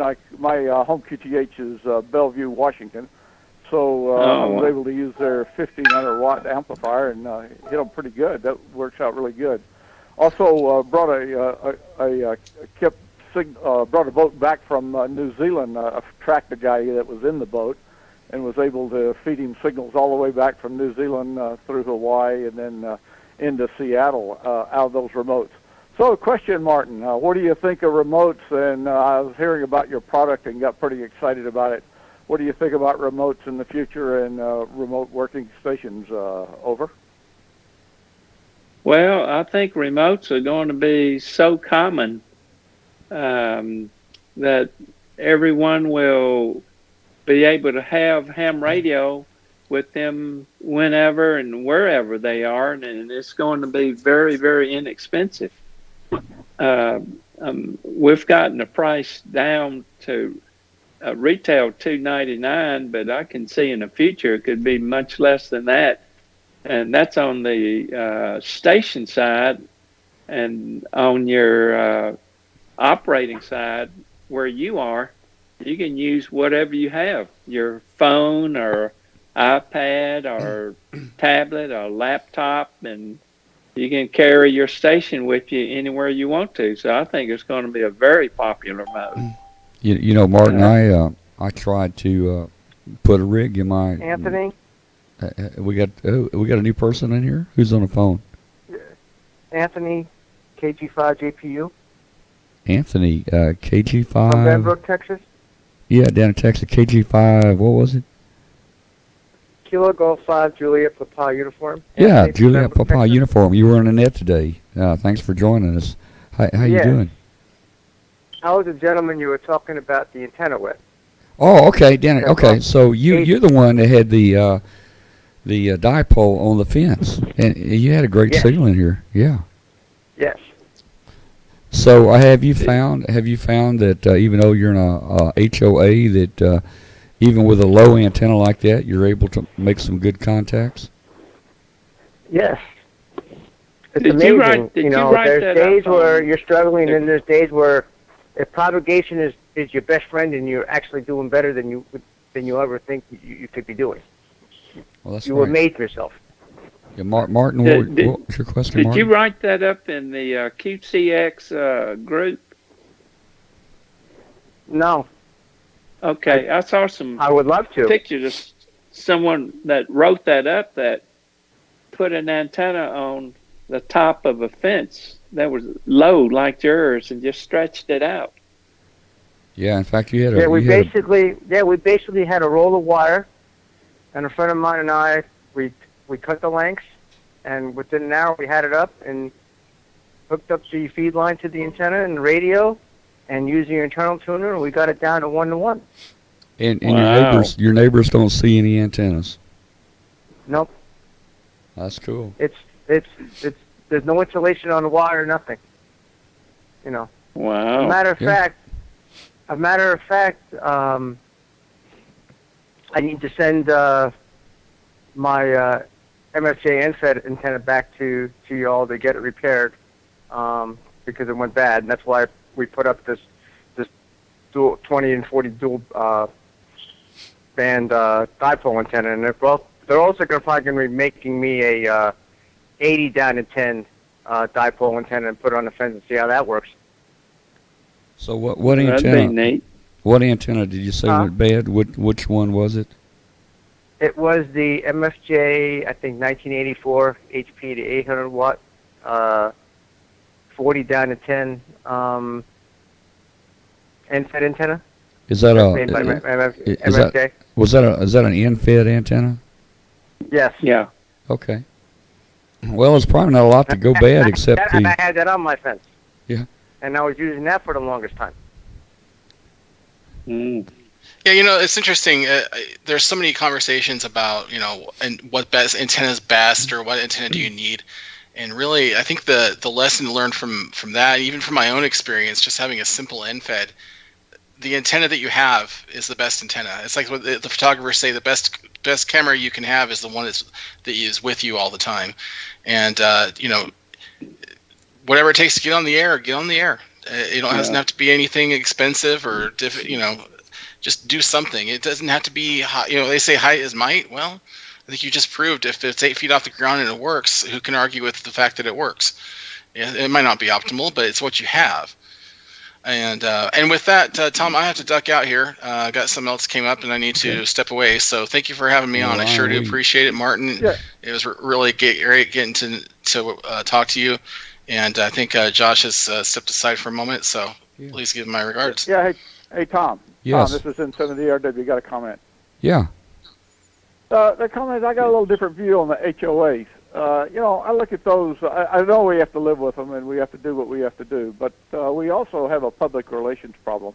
And I think we ought to attack those guys with, our public relations and what we're actually adding to the community and adding to the technical knowledge basis. I'm talking about the chemistry, the physics, and the electromagnetic radiation and this sort of thing that we're actually adding to the intellect of the community. And I think if you would, that's the reason why they have a lot more hams in Japan than we do, is because they view they treasure their technology and their education a little bit more in that particular area.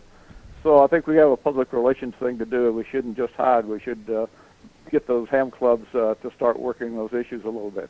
And 7DRW, bet you like that. Well, yeah, I agree with you that if they actually understood what we did, and we may have a little bit better luck, getting antennas and things up. The new regulations they're trying to pass in Congress, it may help a little bit. I don't know if it ever go through. Yeah, I got a lot written up on my blog. It's Horace Hamby, ARRL, WordPress.com. If you want to be bored a little bit, you can always read it in 7DRW. All right.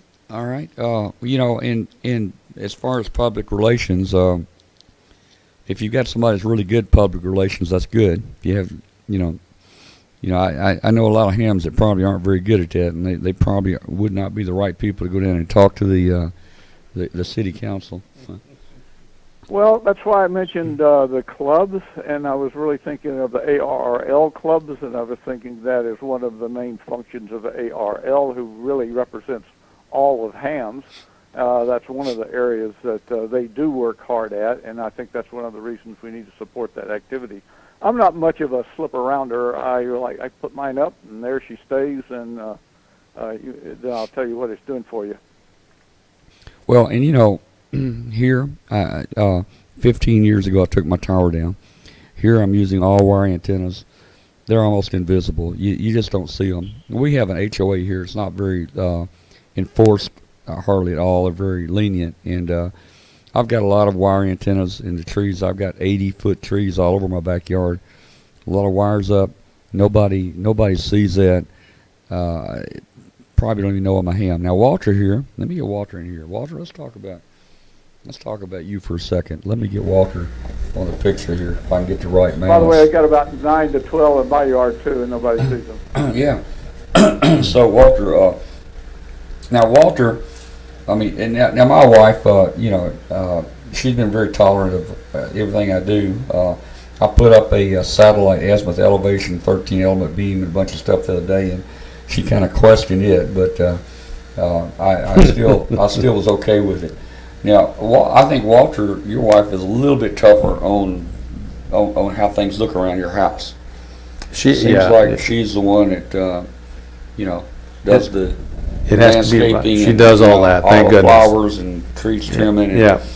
Now, we put up Walter. The first antenna we put Walter up was just an inverted L, and it used an auto antenna tuner that was under the eave of the house.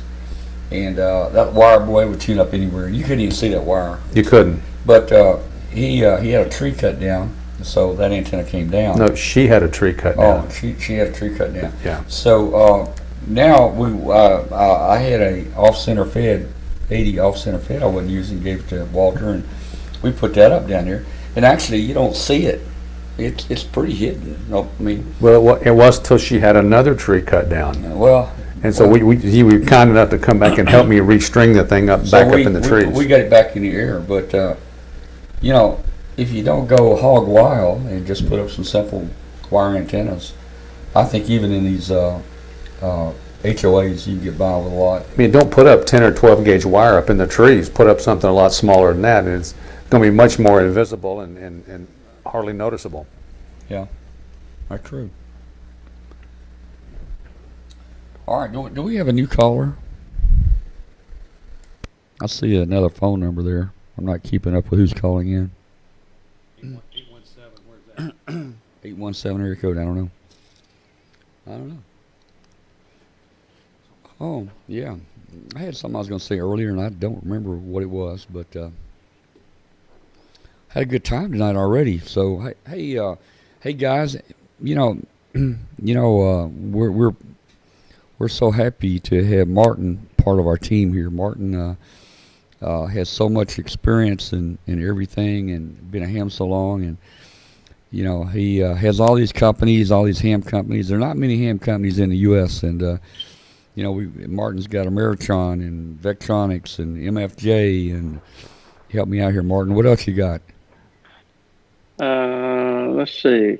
You got to count them on your fingers. Electronics, MFJ, Ameritron, High Gain, Cushcraft, Mirage, and some rotator company. I forgot the name of it. So Martin is a great success story here in the United States as far as ham radio equipment, accessories, and so forth. But it's always interesting, and we've talked about it before. When Martin started out, he started out building a little single CW filter. That was his first project, and he had college students building it for him.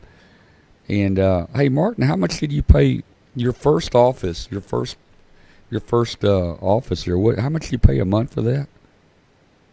The first place that we used to build products was in a hotel room downtown Starkville. Pay 50 cents a day, $16 a month. $16 a month, and you were doing pretty good there, man.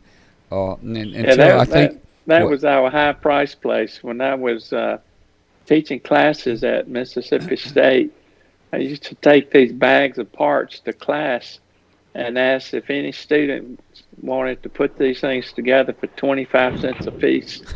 That was our first production line. So that was your first production line. You were paying, the labor was 25 cents there. Now you etched boards, you etched circuit boards in that hotel room, and I know that acid kind of gets to smelling sometimes. Now, did they run you out of that hotel?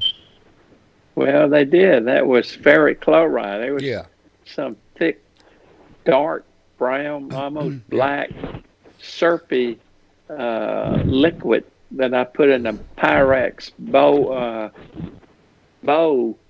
that was on top of a hot plate, an electric hot plate that I used to heat it up. Yeah. And man, it made fumes and everything. So Martin, I was stinking the place up, and they ran me off. So Martin, you had a great deal there, right? $16 a month, and you blew it. They threw you out, man. I blew it. But didn't you find out they were overcharging you? Well, at that time, I thought they were overcharging me. Well, I tell you, you've really grown a lot down here, and I love it when I come down here and I go to all the different facilities and I walk around and see everything, and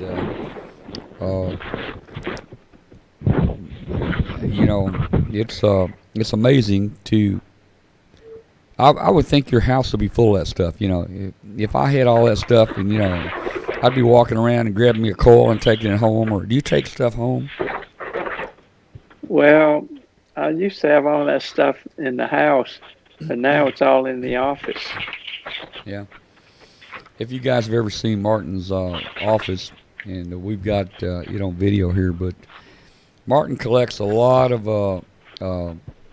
the older vintage radios. He's got rooms and rooms full of vintage radios there in his office, and that's stuff that, like he tells me, that he couldn't afford when he was a novice. Now he can afford it. Yeah, those were the good old days. Oh yeah. Well, guys, we're pushing 10 o'clock here. It's late for us. Martin, you probably need to go to bed so you can get up and go to work about 7 o'clock in the morning.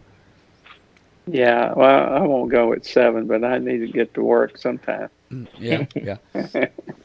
Well, Hey, I tell hey, you what. Tom. Yeah. Go ahead. It's Anthony, KG5GPU. I just wanted to say something. You had talked about earlier, and the other gentleman, you're compromising, okay? Basically what I'm doing, okay? I may not be able to get around the world what I'm operating on, but there's days where I can get, there was one day last year that I was on 15 meters, okay, and I got somebody in Cook's Island off the coast of New Zealand, and I was 8 foot off the ground. Wow, Another day, impressive. I was talking to somebody on 40 meters that was flying to 40,000 feet. Walter, you can if it was you, I wish it was you, then I would have shook your hand. But it was a pilot that was flying. The first leg, he was flying from Austin to Iowa, I believe, and then the second leg, he was flying from Iowa down to Albuquerque. And the gentleman that I was talking to on 40 meters was getting everybody to talk to him because he was a pal of his, and he was just flying 40,000 feet, and he was taking a log and recording everybody who he was talking to on 40 meters. And I was one of them, and it was like talking to somebody like I'm talking to you on the phone right now. That's how clear it was. It was amazing. Now, yeah. Now, Walter's a pilot, and he flies the A300, and he's made a couple contacts, haven't you, Walter, with the radio in the plane? I have, yeah. And that's a compromised antenna, too. That's not a very big antenna that's on that plane. Is it in the tail? Or It actually is built in, and it is an integral part of the leading edge of the vertical stabilizer. But is that on HF, Walter? Yes, sir, it is. Wow. So it's kind of cool that, work HF from the cockpit there. Some of our airplanes have HF radios and some do not. And those are the overseas planes? No, not necessarily. They all have HF, but it could be if we're just going to go to Puerto Rico, or if we're going to go, say, from Miami down to the northern shore of South America, you still have to make some position reports, and it requires HF. I see. Wow. But Let me mention something about antennas. The key to an antenna is getting power into that antenna. Yep. If you can get power into an antenna, whatever it happens to be, it could be a tree. If you can get power into it, it's going to radiate. Oh, yeah. Yeah. That's the whole key. That's why the antenna team is so important. Yep. Match that impedance and transfer the power. Yeah. That's the whole key. Josh, I keep seeing that bag next to your head behind you. What is that? It's kettle corn. Okay. Popcorn. Popcorn, okay. It looks like I'm looking in a mirror. It looks like everything's backwards. It is back. Oh, maybe it's backwards. Maybe that's why. Yeah. Ah, maybe I'm backwards. Hey, Martin, I need a cowbell. Martin, I need a cowbell. I hear your country down here around at the college here. You got cowbells everywhere, man. Can you come up with we got them everywhere. You go to a football game, when you leave, you can't hear anything. All right. I need to come down and borrow a cowbell someday. I've got a deal I want to do on a show one night with a cowbell. So, hey, we might even load it up and make a contact with it. Okay.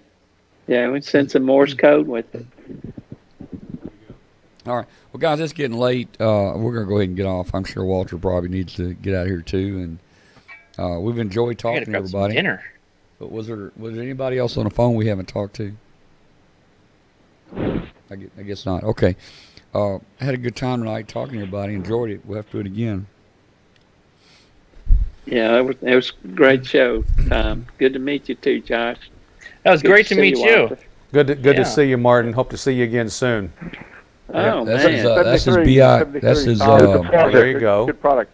That's his micro BITX case. Yeah, it's there's a touch screen that's going to go right in here that I'm working on. So that should be fun. Very nice. I want to see a video on that one. We got a case for a microbit. Oh, really? Okay, I got to go look at that. Yeah. All right, guys. Good night. We'll see you. Okay. Good night, everybody. 7:30. Y'all take care. See you. We'll Bye. see you. Good night, man. I'm hungry. So you're saying I can ask this cat any question? The cat is connected to the computer. You just type in the question, it will read his mind. There's the answer. Go.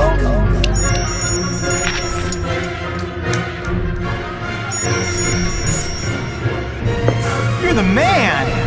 I've been looking for this for weeks.